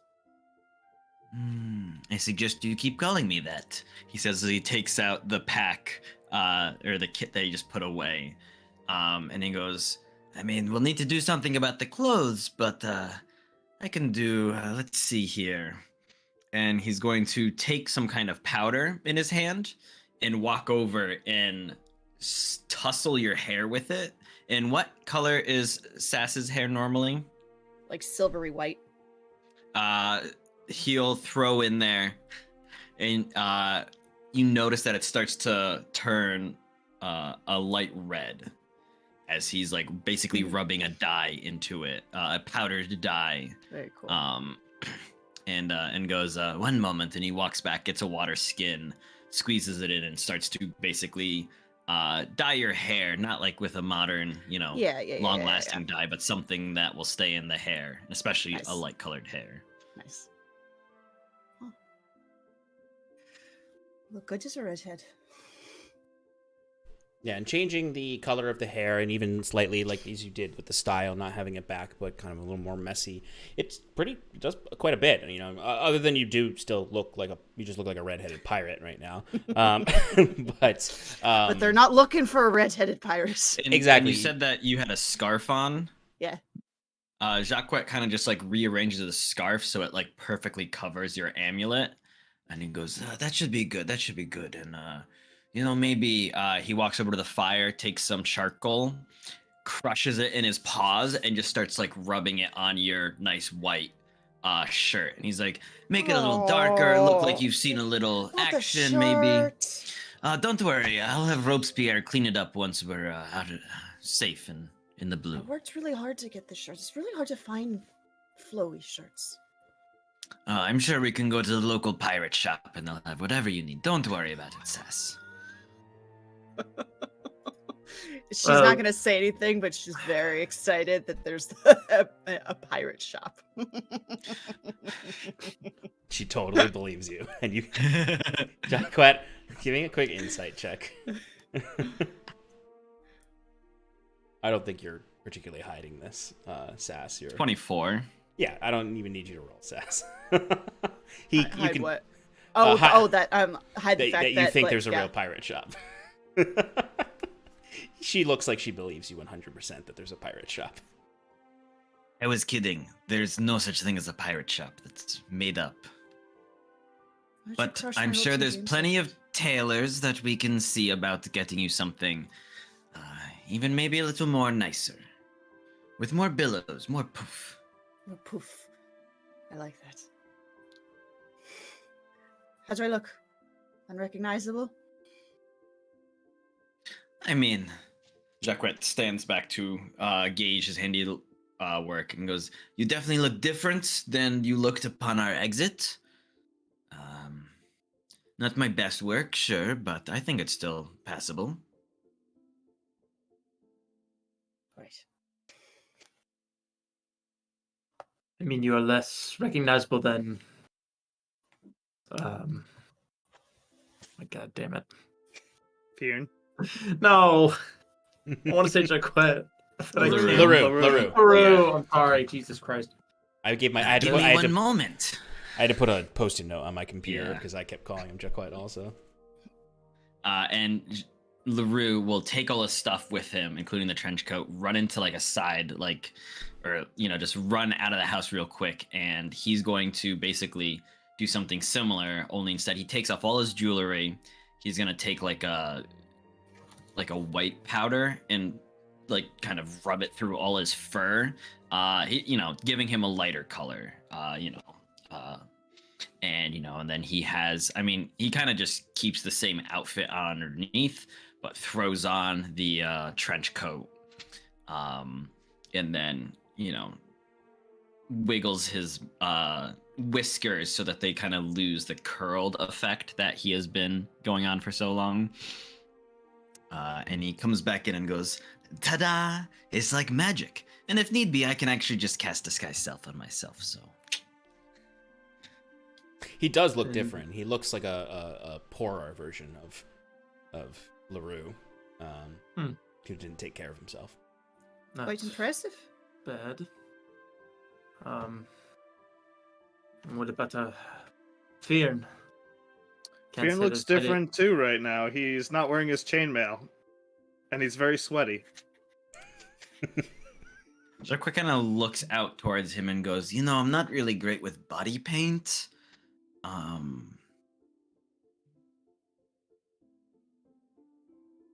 Fearn, is finishing up his workout, and he goes over to the two of them and sees the new looks and says, "Oh, very nice. I'll stick to my other clothes, though. I'm not hiding from anyone." Well, you should. They know that we fixed the fight, and you were part of that fight, so they know it was fake. Right, but I stayed and... Yes, but now they know. Now they know that it was fake and you're not a champion anymore. Well, then I'll just have to earn my place again, right? Then that'll lead them... No, that's not how it works. They want you to be dead. They want to kill you and take the gold that they assume you stole from them. Yep. Which technically you did kind of steal. I don't know. I feel like if they were gonna try and kill me, they would have done so sooner. I assume they were just trying to get more information, keep tabs on us. I will admit, the city's big enough that as long as we avoid the Widow's Ward, we should be okay, but, But there's not too many giant tieflings running through town, I can tell you that. That as well. Blue one at that. Don't worry about me, I'll be fine. If any of them try anything, I'll just challenge them to a battle in the ring. I can't lose there. That's not how it works, Fearn. You don't understand. And again, it's not just you that's in danger here.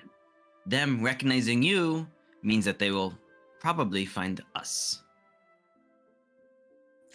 Hate to And admit we are it, not but he's right. we are not aware of what this Mr. Greaves is capable of.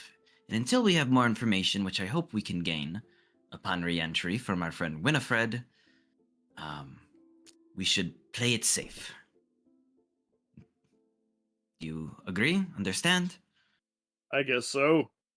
There is stuff I want to do back in town, though. I have to Of learn course. more about the, That isn't what he's saying. He's saying just to make yourself less conspicuous as we go back to town. I'm Exactly. not sure how to do that.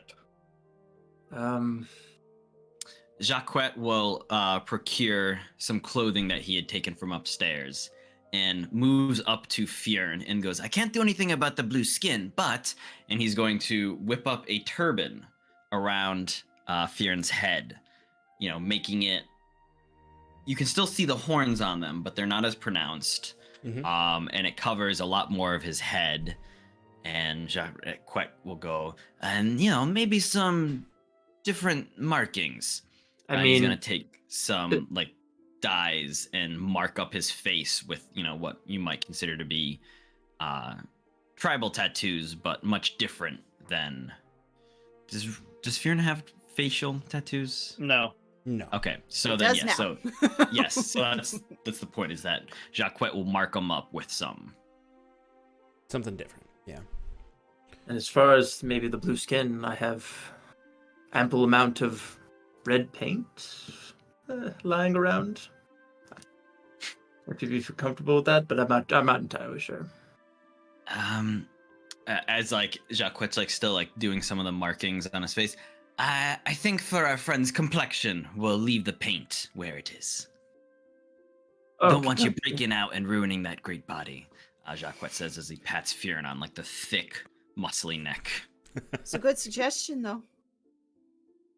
Trying to I make just him thought I'd feel good mention about it. No, sorry, I just thought I'd mention it. I have plenty of it. Fun fact, barns are typically painted red because the red dye is most abundant due to the rust that collects on equipment. As you're saying that, Fjern, like, is stepping on a piece of, like, a plank that used to be part of your house and, like, breaking it into a piece. And he, like, holds the plank up to his face and he's like, maybe I'll make a mask. Sure, might draw more attention to yourself, but whatever you think is best, buddy. It's not like I'm a master of disguises or anything, Jacquet says as he just walks away. I severely regret calling you that.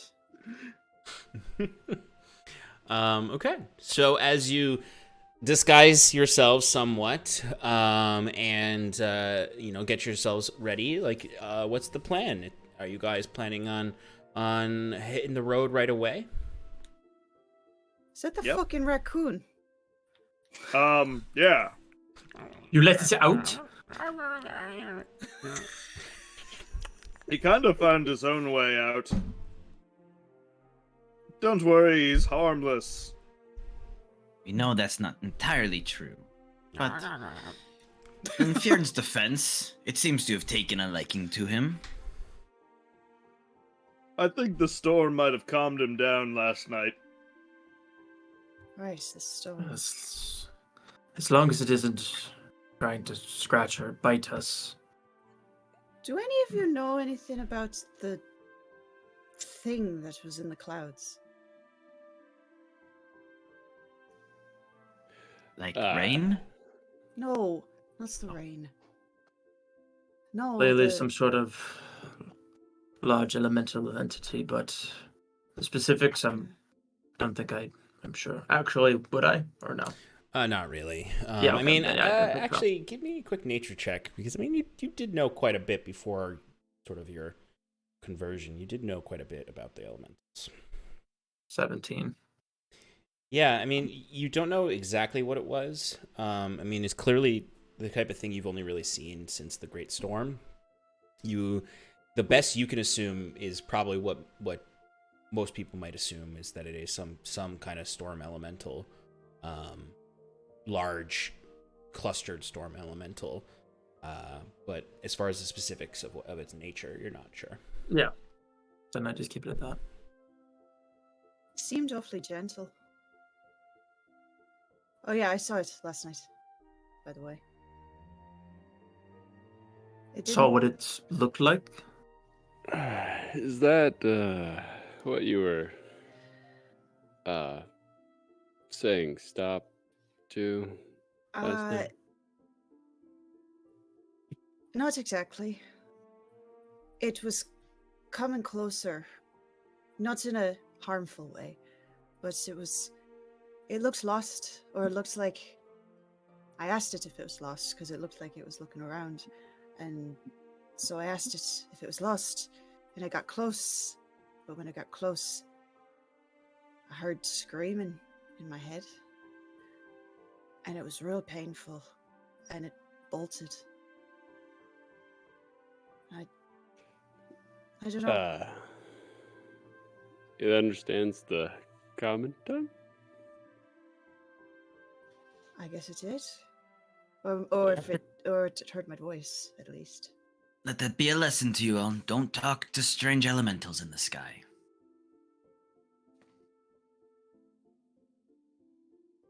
Okay. Well, that's we've no- got a then- long travel way. We better get going. Did we need to do anything with the raccoon, or are we going right back to town? We should probably put it out of its misery. Or back in the cage. No, I think Fjern will see to the My raccoon. lord, you've gotten quite dark. Just keep it fed. It's I wanted fine. them off my property because they were clearly vicious and attacking me and Sal, but I mean, with the big one gone, it's looking somewhat subdued. But if it does start to act up again, So you They need to guys take go action. from yesterday just killing a bunch of them to now being sympathetic. That's all right. I don't know. We got paid. Now I can do whatever we want.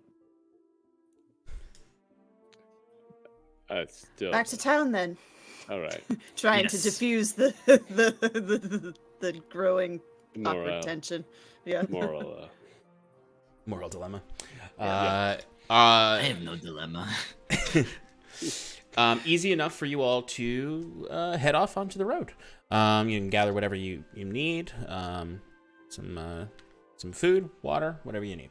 Are you planning on stopping at Dylvanas with the raccoon? Yeah, to get rid of the raccoon. Okay. Just making sure, because you guys kept saying back to town. So it's not hard to get to Dylvanas. She is neighbors with Septimus. And you would just want to catch her before she leaves at all from her house. But it's not like she's down the road. It only takes you maybe... you actually could even like cut through some of the forest if you didn't want to take the hour journey back to the road. In Septimus, you would kind of know the back road, so to speak, that could get to the house without having to backtrack too much. And it would take you maybe an hour to get to the... Yes. Point of order, I think Jacquette would have taken that mop bucket full of prismatic fluid that I think had just been left around and go, if nothing else, I'm sure she'll be interested in this too. Absolutely. So it'll take you maybe an hour hike through the forest. It's not a particularly rough forest in these lower grounds. Yes. Sorry, point of clarification. How heavy is the bucket? It's not light. It's Sure. I would, but it's not. Is it- It's not is too. Go ahead. 10 pounds. Oh yeah. He can. It's within 10 Okay. pounds. Okay, so the whole time Jacquette is not carrying it, a mage hand carries it adjacent to his body. Absolutely. But you march through this forest and you kind of look up through the trees and you can see there are new vescent blots in the sky since the storm last night. And they are dancing about. Some of them even, you can actually see two of them hit into each other. And then they become one. But you, within an hour, will reach her property, and then it's only maybe 10 or 15 minutes into her property on this road to get to the kind of front gates to the perimeter of the actual farmland itself. Like I said, Delvana's property is much larger than Septimus's, and the area that you enter in from is near the horse pens. So the first thing you would see are large tracts of land and several horses in there. I will say when we emerge from the tree clearing, I'll ask Sal to remain hidden. Yes. Sal can easily stay behind in the forest as you enter into the tracts of land. Sal will stay behind. He listens. Well, is everything okay? What happened? Your camera just turned Your off. camera went out. It's all good. That was weird. Is that better? Yep, you're good. For a moment, Shannon was the DM. It was very odd. Okay. So you're walking by, and you can see some horses running about in the pens as you're heading over towards the Excuse me. the actual homestead. As you're walking and maybe talking a little bit, doing whatever, you would approach, and you can see there are some farmhands that are hired help that are working, moving about some equipment, getting ready to go out into the fields to harvest any last bits of tillage that need to be harvested. This area is much more. Her farm is much more. Nice. Go ahead. Yeah, it's nicer than Septimus's. It's actually farm. It's what it should look like. Yes. Exactly. You know, the barn is not falling apart. There are actual animals in the pens. Their processing yard is actually it's not nice looking, but it's actually working. And there are people who work the farm, and it's not just one man and a robot who are harvesting just food for themselves. And you can see this area has a road that leads over to a major tilling area. You have the horse pens. You can see this. You can see on the distance the forested hill region, the Roja Valley or Roja foothills that you Fionn and Bruce were in just the other day, off in the distance, and a small creek that runs through the entire property. The Miraho.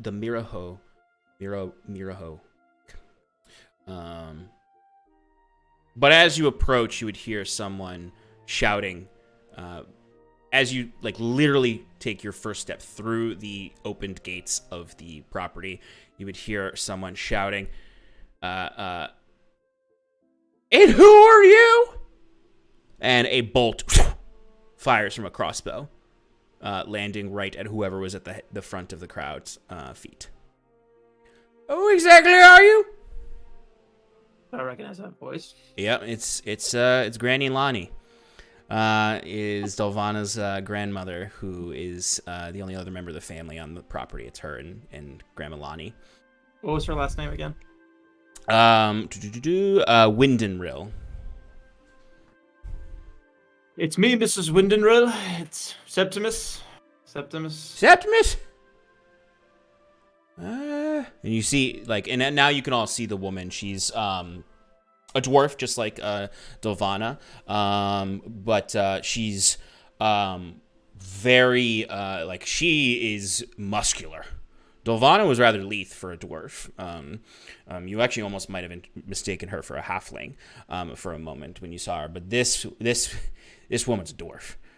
She's got very thick muscular arms. You can see wisps of a dwarven beard a little bit on the face. Gray eyes, not because that's the color of her eyes, but because she's clearly got heavy cataracts, and is even looking about somewhat blind. Very large, bushy hair that she kind of keeps in several braids, but in between the braids are sort of just this great mane of hair. And she's wearing a a sleeveless, large, very flowing dress that she's clearly wearing for the heat and comfort. That has flower patterns all over it. That just contrasts really hard with the dwarvish tattoos all over her arms, and this heavy crossbow that she's pointing at you all right now. And she has these set of spectacles that hang on off the edge of her nose right now as she steps out. And you can clearly see she's also wearing slippers. As she's walking closer and like squinting her eyes, and she holds up the crossbow, but she's still just like walking really fast up until she's literally like a foot from you, Septimus, and she looks at you. Oh, little Seppy, I haven't seen you in years. Oh, why didn't you just announce yourselves? Who is your friends? These are my companions, yes. We came to that's see nice. Dulvana. Oh, okay. Oh, that's so nice. It's good to see you making friends, little Sappy. You're always a bit of a loner out there, you know. But you just caught her in time. She was about to leave. Just come on into the house. Have you eaten? Do you need breakfast, coffee, tea, anything, water? I'm all right, but he does pause for a moment, realize that it's not just him, and he turns around. He's like, but maybe my friends could use something? Tea will do great. That's I'd love be some nice. tea, thank you. My friends can use a scrap of meat or two if you could spare it. Oh yeah, we can look in the old shed. See if we've got any dried meats left or any stored carcasses that you could take some cuts from. Well, absolutely. All right, get you all some tea. Oh, little Seppi, your friends are so nice, so nice. Come along now. And she just kind of like immediately like drops and drags the crossbow on the ground, and actually just kind of like lets it go on the ground and just keeps walking. As you I'll see pick it up for her. I was gonna say, Fearn would pick it up if he didn't. Yeah, you absolutely pick it up, and she's very like she's hustling to the house. And as soon as you get to the house, it's similar to Septimus's. It's just it's not it's similar in size. It's not in ruins. Yeah, it's not in ruins. But it's not like, I wouldn't call it nicer than Septimus's. It's just kept up, whereas Septimus's was kind of falling into somewhat disrepair, other than his workshop. And as soon as you step inside, kept and not go ahead. raccooned. Yeah, that's true. It's not Nice. Raccoon Town. And you can see clearly the farmhands are busily going about for the last harvest of the year, and tending to the horses that they raise here. As soon as you get up to the house, you can see off to the side there is this large patch of greenhouses and other little workbenches and a little basically you can see like a little like alchemy station over there, where you can see large cauldron. You can see several hanging drying herbs, and other glass sort of mason-like jars up on shelves in this sort of like outside porch area. And you can see there's this donkey in there that is just staring at you all immediately, and just and you see quickly her head pops up as you see Dulvana with her black braids, pops up in her favorite violet cloak that you saw her in last time, as she just sort of wipes her hands, taking off some gloves, looking to you all with a big bright smile, as she sees Granny Lonnie look at her and says, "Oh, your friend, little Seppy's here. He's brought some friends. I was inviting them in for some tea. They're here to see you." And she's like, Oh, Granny, that's great. Thank you so much. I'll be right in, everybody. Don't worry. I'm hoping that you had a fine time with those raccoons over there. And she kind of looks over and sees the frosty one on Fionn. Oh, and I see you were successful in getting one of them critters on your side. Well, that's great. Well, I'll see you all in a second. Head on inside. And you go in, and quickly enough, Granny Lonnie's got you all set up with some tea. Inside, she immediately sits in a very sturdy, thick, handcrafted rocking chair, and is just sort of rocking and staring at you all. It's a little awkward at this point, as you're on kind of this nice couch that has a beautiful quilt on it.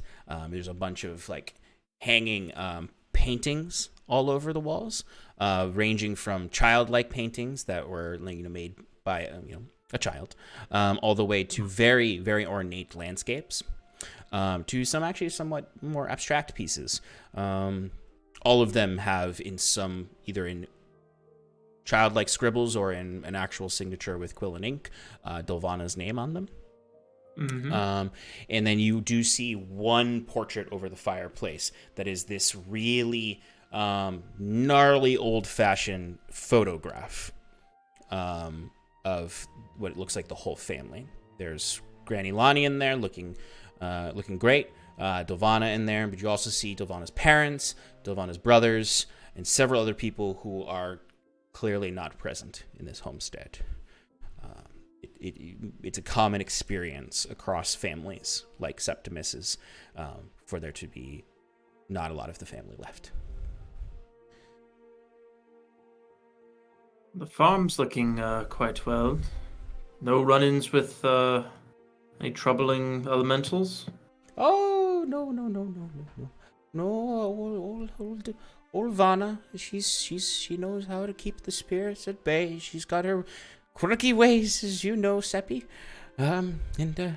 She tends to the day-to-day now that I'm gotten a little bit older. She manages the farm hands, and I just take care of the horses and keep pesky trespassers off the property. As she kind of just points at her crossbow and kind of keeps rocking in the chair. But shortly after, Dolvana would come in, hang up her cloak, and sort of look to you all and say, "Oh well, welcome. So how'd it go? How you doing?" Well, fortunately, most of the homestead's been ruined, but the larger one that seems to be the culprit of all the other smaller ones has been vanquished. Oh, Leaving that's only right, this that's little right. guy left, who seems to be much more docile than he was last night. Well, I believe what you called it was the raccoon shaman. Is that right? Well, I'm glad you were able to take it out. My friend called it, yes. But Well, have you seen anything like this before? and she kind of kneels down in the living room, and she just sort of makes a little sound, and reaches into her bag and pulls out these pale blue berries. And the raccoon immediately perks up and scurries off of Fionn and runs over and starts to eat them directly from her hands. And she kind of looks at it and starts petting it. Well, spirits come in varieties, all shapes, all sizes. But this, no, I've not seen this. I've been working a lot on some of the elemental anomalies that have been occurring in the last year, with some colleagues I've acquired. Well, this is certainly a phenomenon that'll be of interest to them and myself. I appreciate it. And I can take this raccoon off your hands, and as we said, Septimus and Bruce, right? It was Bruce. Yeah, that's right. We can trade or exchange currency for said specimen. And of course, if you're curious, I'm happy to share my findings with you as well. Between friends, of course. Yeah, that would be interesting to learn about. Just word of warning. Those things are chaotic by nature and have potential to damage your household. So please just have it under wraps, is all I'm saying. These And two don't let wanted- them reproduce, also. Ian's just giving a weird look to Bruce and looks back at her and says, well, I was the one who caught that thing, so I believe you'll be trading with me. I'd love to hear what you've discovered. We've found some evidence Actually, of some... technically, you were doing a job for Septimus, and you've done the job. And it was my cage, so technically Yeah. Where'd your cage go now? And I don't think that collecting that creature was a part of the job description. It wasn't. If anything, I went above and beyond.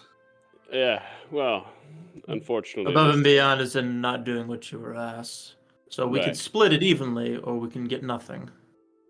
And you weren't tasked with this. As Sure. they're discussing this, Jacques LaRue, to make everyone's lives easier, will push forward this bucket of prismatic fluid and, like, stepping forward, be like, hello, Dovana, is it LaRue? A pleasure, I'm sure. Oh, you talk very fast. We also found this bucket of, I'm not quite sure what it is, some kind of fluid. I think someone said something about blots or whatever. But if you're interested, I would be happy to sell it. Oh, well, I do more work with trades. I mean, I have some coin, of course, from the farm, but I'm much more of a trader. But let me take a look at it. I need to make sure it's not just a Of course, a I'm bucket sure of you'll jelly. find this a beautiful specimen, perfect for whatever your needs are. Well, now that we're showing off everything we acquired, I pull out the damaged charm that was on the raccoon shaman as well. Well, by the great spirits in the sky, what a find you've all gotten here. We got what looks like Vessenblatt goop, if I'm not mistaken. A charm made by an elemental raccoon shaman, I'm assuming. And this little buddy here. She starts to pet the raccoon. Jacques takes out one of the hearts. He goes, I have one of these. Is it worth anything to you? And what exactly is that? I don't know. But when we killed the elemental raccoons, they all disappeared except for these. They're hearts. I suppose I didn't explain that. Yes, for each raccoon that we vanquished, they let off a large elemental energy, and all that remained were these solidified hearts pertaining to the type of element that was infused in it.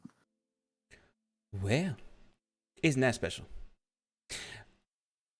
Well, this is a lot for me to handle in the morning. I haven't even had my coffee yet. And you were all talking very fast. And I think if you just put everything all in one pile, I could take a look at it for a little bit and discern its value. And if there's anything I've been capable of trading with you for these. As she's saying this, she's just sort of like, you hear Granny from behind being like, it's all junk. Aren't you that fooey? Is you messing with in the backyard, Dovana? We got good work to do here with the horses and the farm. We don't need to get involved in all of this stuff with these people from the city. You spend too much time there. I'm sorry about her. Gets a little upset about these mystical things as they are. Why don't we take this outside? Granny, you can get another pot of tea going. and she just sort of asks you all to follow her out to her back alchemy station. What was your name again, Catman? Excuse me, short lady. My name is LaRue.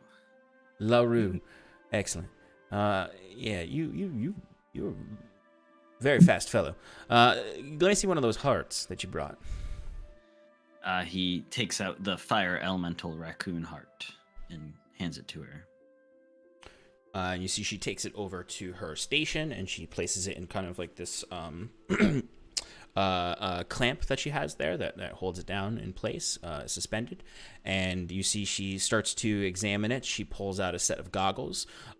She seems to be a cross between an artificer and a druid from the way that she's behaving. You can see she does sort of use her hands in certain shapes to kind of produce with a druid craft like spell, but she's also got several tools and other things.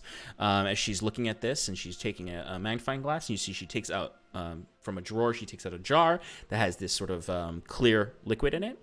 You can see she then takes out a chisel, just breaks off a piece of the calcified heart with a little sparks of fire that comes off when you break coals in a fire. And she takes that with some tweezers, slowly, very carefully, drops it into the jar with the clear liquid. You can see it quickly foams up and turns into a bright maroon color. And she's just sort of like, okay, all right. Let's see, okay. And then she starts to do other things with it. She seems to have completely forgotten you're there. Oi! We're waiting. Oh, I'm so sorry. I just get real caught up in the work here. Yes, these are very fascinating pieces. How many of these did you say you had? I have Lenny. one. Jacquet says he turns to Fjern. Fjern, I do have a list. You have quite a bit of them. Yeah, I have them too.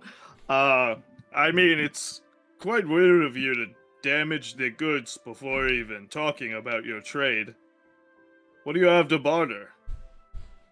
Well, if any of you are of the persuasion of magic, I do run quite an extensive collection of reagents that I have worked with Septimus and even Bruce here before in trades. Quite a bit of alchemical potions as well. But if gold is your interest and you're really here mainly to enrich yourselves in that sense, I don't have quite a lot of gold or silver. Most of my money goes back into the farm. And we run quite a sharp margin here. But I do have an acquaintance in the city that would pay money for some of these things, or would provide silver instead of trading, if the trading's not your persuasion.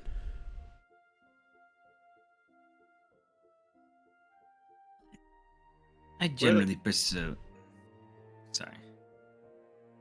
No, what do you think? You want money? I generally prefer silver. See, he's talking way too But- fast. You know, you talk pretty fast too, so don't be throwing shade at me. I don't know. You see, I can't hear a goddamn thing that he said. It's just so fast. See, right there, your cadence picks up at the end of your sentences as well, so it gets even faster. I'm not sure what you're talking about.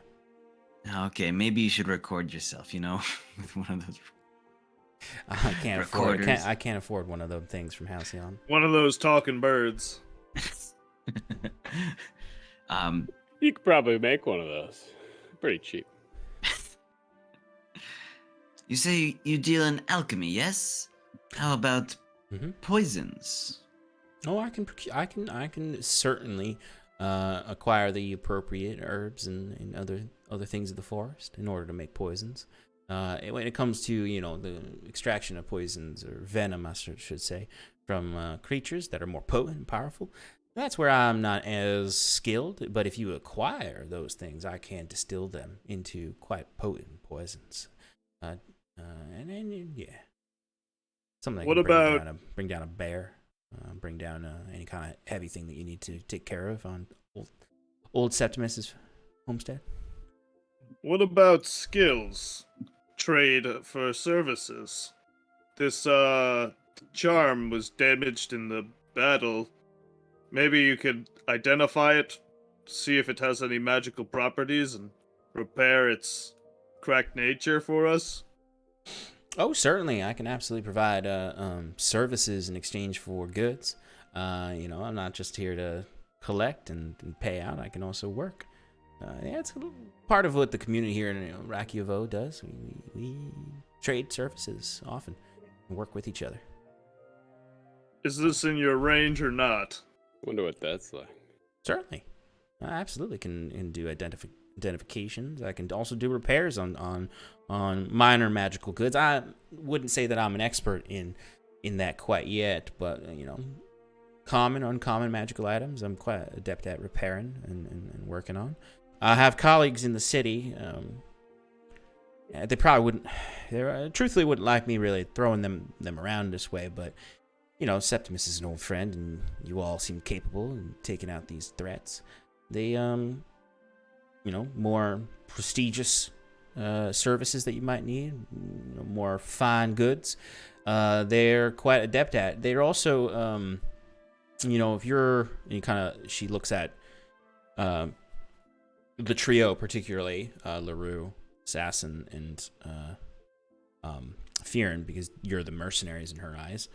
If you're looking for additional work similar to what Septimus has given you, I'd be happy to introduce you to my colleague in the city. That'd be great. Always looking for some coin. Who, jumping in, might that be? Because after we discussed, I think we're all looking for maybe a little bit of work. Oh, you're looking to get out in that adventuring lifestyle, Septimus? Well, like I said, there's nothing much left for me on the homestead, and gonna need quite a fortune to start repairing. Well, I can certainly get you some leads on some good work, honest work, and of course, we're willing to help out as well. If there's something we can do to help out the farm, we're neighbors. Well, anything you're doing to keep elementals off your property, it'd be help if it extended to mine. If you are doing anything.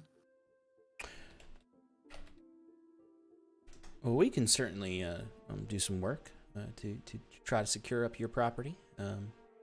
You've done quite a gift to me in bringing this live specimen here. My colleagues will be very impressed with this, and we'll do a lot of good work in our research. But no, to answer your question, I don't know if you've heard of the man. I mean, he's quite ingenious scholar at the Hyven Academy in the in the Upper District, the fancy part of town, up in Admiralty Court, the academy there. Quiet gentleman, not many people know him. He's not famous or anything, but quite skilled. He runs the libraries there and is quite interested in my own personal research, which no one really was before. Yeah, I was kind of looked at like a fool, like a jester when I presented any of my homegrown research to the academy. They kind of looked at me just like a yokel. But Mr. Sigel, he took interest in my work, and I thank the spirits every day for that interest and his kindness and charity. But yeah, he's a strange fellow when you meet him. I never actually seen his face. He's always wearing a mask due to his illness. But he's very kind. Have to look him up. But I'd be happy to introduce you folks to him. I think that would be great. Familiar face would definitely be. Oh no! Remember, you don't see his face. He has a mask on. Right, but what I meant for, him. I'm teasing. I'm teasing. Yeah. Well, I mean, what we can do is we can kind of gather up this stuff and take it on the road with us. And I can if you're heading back to Hyven, I can come with you. And It doesn't have to be right away, but I can come with you and stay for a few days, and when you're ready, and I can introduce you to Sigil. That seems nice. Group, I think that's a pretty decent lead. Sounds good to me. I agree. It's always lucrative working for the university types. Yeah, it should be interesting. And then you see the little jar that had the fizzing water in it kind of boils over, and it turns from a red to more of a indigo, violet. And she goes, all right, excellent. And she picks it up and slowly pours it on the heart. It kind of, as soon as it hits the heart, it turns into almost like a jelly that slowly, or a syrup really, that seeps over the whole thing and encases it. And then and you see a light in the center of it. It just gets brighter and brighter and brighter and brighter and brighter and brighter and brighter until it cracks, and a big bright light, and then and immediately you see her scratching the chin of a fire raccoon. Oh, look at that, we got you back. Sorry about the show there. And you see the raccoon immediately crawls onto her shoulder and starts messing with her hair. You could smell her hair burning as it's just sort of like singeing the edges, and she's just smiling at you all. Just kind of staring at it, mouth slightly agape, Jacquet goes, I still want the trade for that heart. Oh, yes, I'm so sorry. I should have truthfully asked you permission before waking this fella back up from his slumber. Well, if it were up to me, I'd say that price of that there heart and the raccoon that we left with you already should be enough to keep the farm safe. And No, those are separate things. That heart I collected, if you want to give a heart, feel free. This is a separate transaction, though, Jacquet says as he, moves apart from the party with his little bucket of fluid that he has no idea if there's any value to.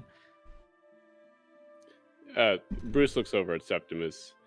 These guys are pretty selfish for being part of a party. we're mercenaries. I'm more of a artist, if you will, but fair. Oh, you're an artist? What's your medium? Yes. Words. Oh, In the mind. goodness. Spirits bless us. We got a poet. I go back over to Bruce. It's like, if I didn't think Duvala couldn't handle herself, I wouldn't have brought them. Yeah. More of an orator, if you will. Plucking on the speeches. heartstrings of the fine people of the world. Oh, you're a speech giver. You're okay. All right. Not my style. Not super interested in politics. But that's nice. That's nice. I prefer poems, but okay. All right, we got ourselves. I will say, the artwork I saw inside was very beautiful, thought-provoking, to be sure. Oh well, thank you. Sometimes I like to paint. I always like to paint, but more of late I've been painting some of the things I've been seeing, sort of the shapes in the skies and the elementals, and truthfully, at the end of the day, when the spirits talk to me, and I just paint what I see, paint what I dream. Have you ever? That's your accent. Have you ever seen one of those? Still doing your accent. Storm elementals. Oh, the storm. It's a precarious spirit to mess with. Can bring great omens, but also could be a sign of rebirth and renewal. Something new coming into your life. Something great, something beautiful, something tragic. Probably one of the most chaotic of them all. But I've not seen. If you're referring to last night's storm, I've not seen one of those creatures up close, but I have dreamed about them. She just gave Sass a lot to process in that second. Right. Well, We put a lot on you this morning. Why don't you get settled for the morning? We can make our journey to Hive in it a little bit. I'm sure we'll have plenty to talk about on the road. Of course. Didn't mean to overwhelm you. No. I like moving a little faster, you know? And she looks and winks at Jacquet. But she does go up and grab Sass's hand for a moment. She's like, I'm very terribly sorry if I put you off there. Sometimes I forget that not everybody talks the way I do and sees and hears the things I hear. Oh, no. That's quite all right. There's just had an interesting experience recently, and you just gave me a lot to think about.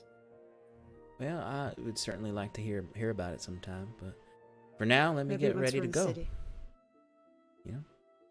I'm sure Granny Nani would be, Lonnie would be willing to give you some supplies from our stores. Want to fill up? You're certainly bringing us plenty of goods, and we can certainly send on over some farm hands to place some of my special charms over on your property, Septimus. Probably 5 or 6 of those charms on your property should do some good, appeasing the spirits around your lands. I thought you would have been a little more capable of doing that yourself, given And she kind of gives you a look. Septimus kind of just is about to say to them, but ignores her. Is like, just be warned that it's pretty messy over there. Oh, well, ever since the storm, we've seen everything. Well, I'll go get myself ready. If you all would like, I might be able to convince Granny to lend us some horses to get back to town. I mean, I can't give them to you, but certainly make the trip a little quicker. That sounds fantastic to me. Also, you might want to swap Granny's crossbow bolts out with something a little less lethal. Her aim's a bit off. Oh, she might be blind as a bat, but she's never missed her mark. I think I'd prefer to ride with somebody. I can't really see very far. You can ride with me, Bruce. All right. Thank you, Sass. Of course. All right, so then that's 4 horses. See if we can wrangle up 4 horses for y'all, and we'll make our way. But take a moment if you want. Granny can make some food for you, or just relax. It'll take me maybe a half hour to get ready. Hour to wrangle the horses over. Kieran would go over to Septimus and say, "Did you see how she brought that raccoon back to life?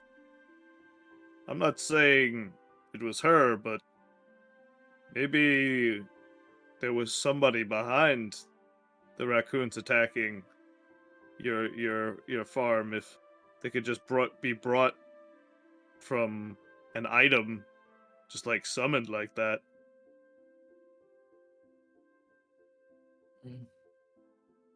I didn't like seeing that either, but I've known her for a long time. I don't know what any reason she'd have to do such a thing. I trust you. Just something to keep in the back of your mind.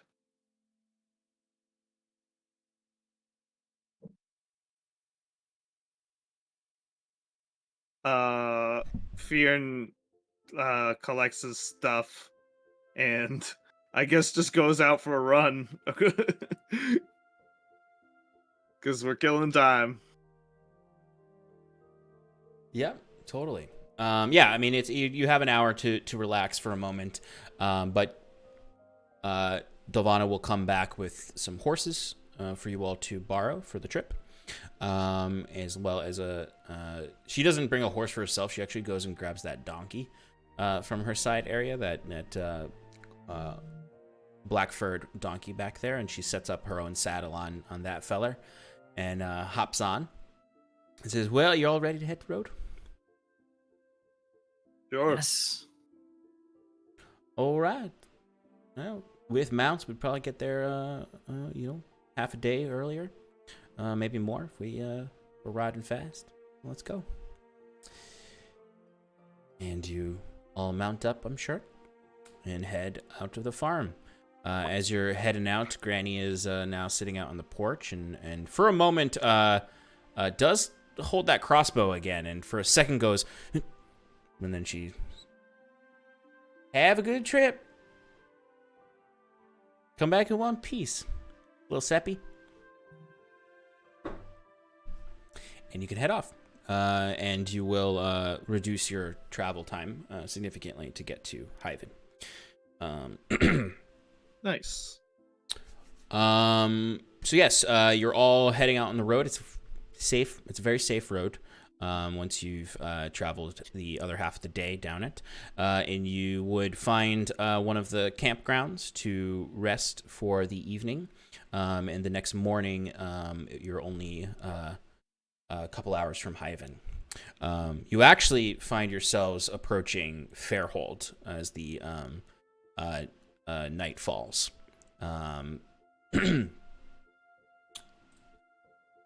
It being Sunday now, and later in the evening, Fairhold is empty of any vendors. There's just the folks camping out there to make their way into the city the next day. So you can find a campground again and rest for the night if you'd like, and then head into Hyven the next morning. Can she appraise that charm? Sure. Absolutely. Notes say there's a storm rune carved into it, if that jogs your memory. It does.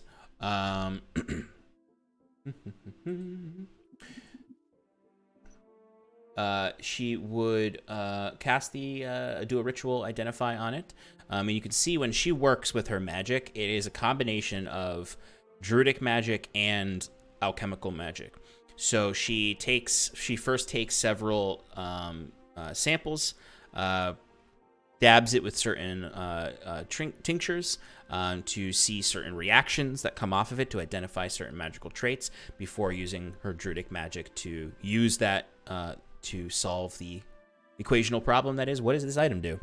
And within 10 minutes, she would figure out what this does.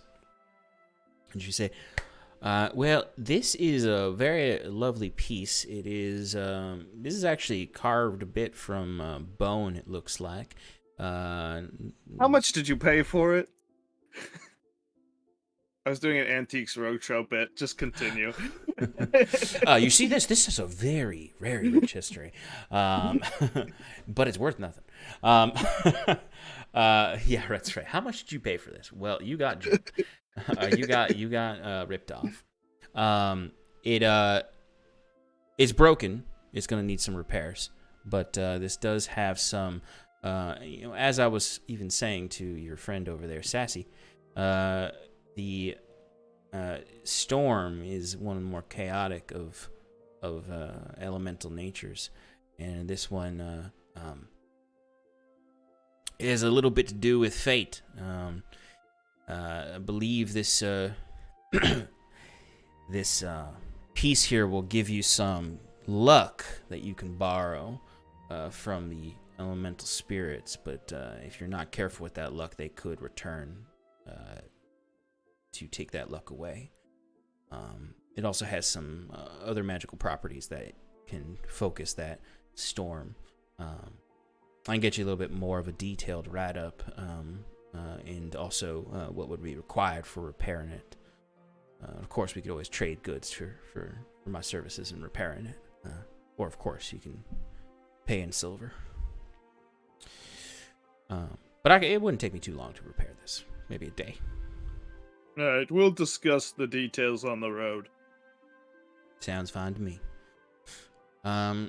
So you can all kind of find a place to rest in Fairhold for the night. You can set up your tents or your sleeping bags, whatever you've got. It's a rather lovely evening. It's comfortable. It's similar to the last one you spent in Fairhold. There's no storm overhead, and there's very low winds, temperate temperatures. There might be some bugs. Might be some a bit too many bugs around this evening. It's a little bit humid, but overall, Robespierre, make them go away. You guys can't see Robespierre, but you just see bugs starting to get swatted out of the air from an invisible hand. as any bug that comes within like a foot of a LaRue gets swatted for an hour.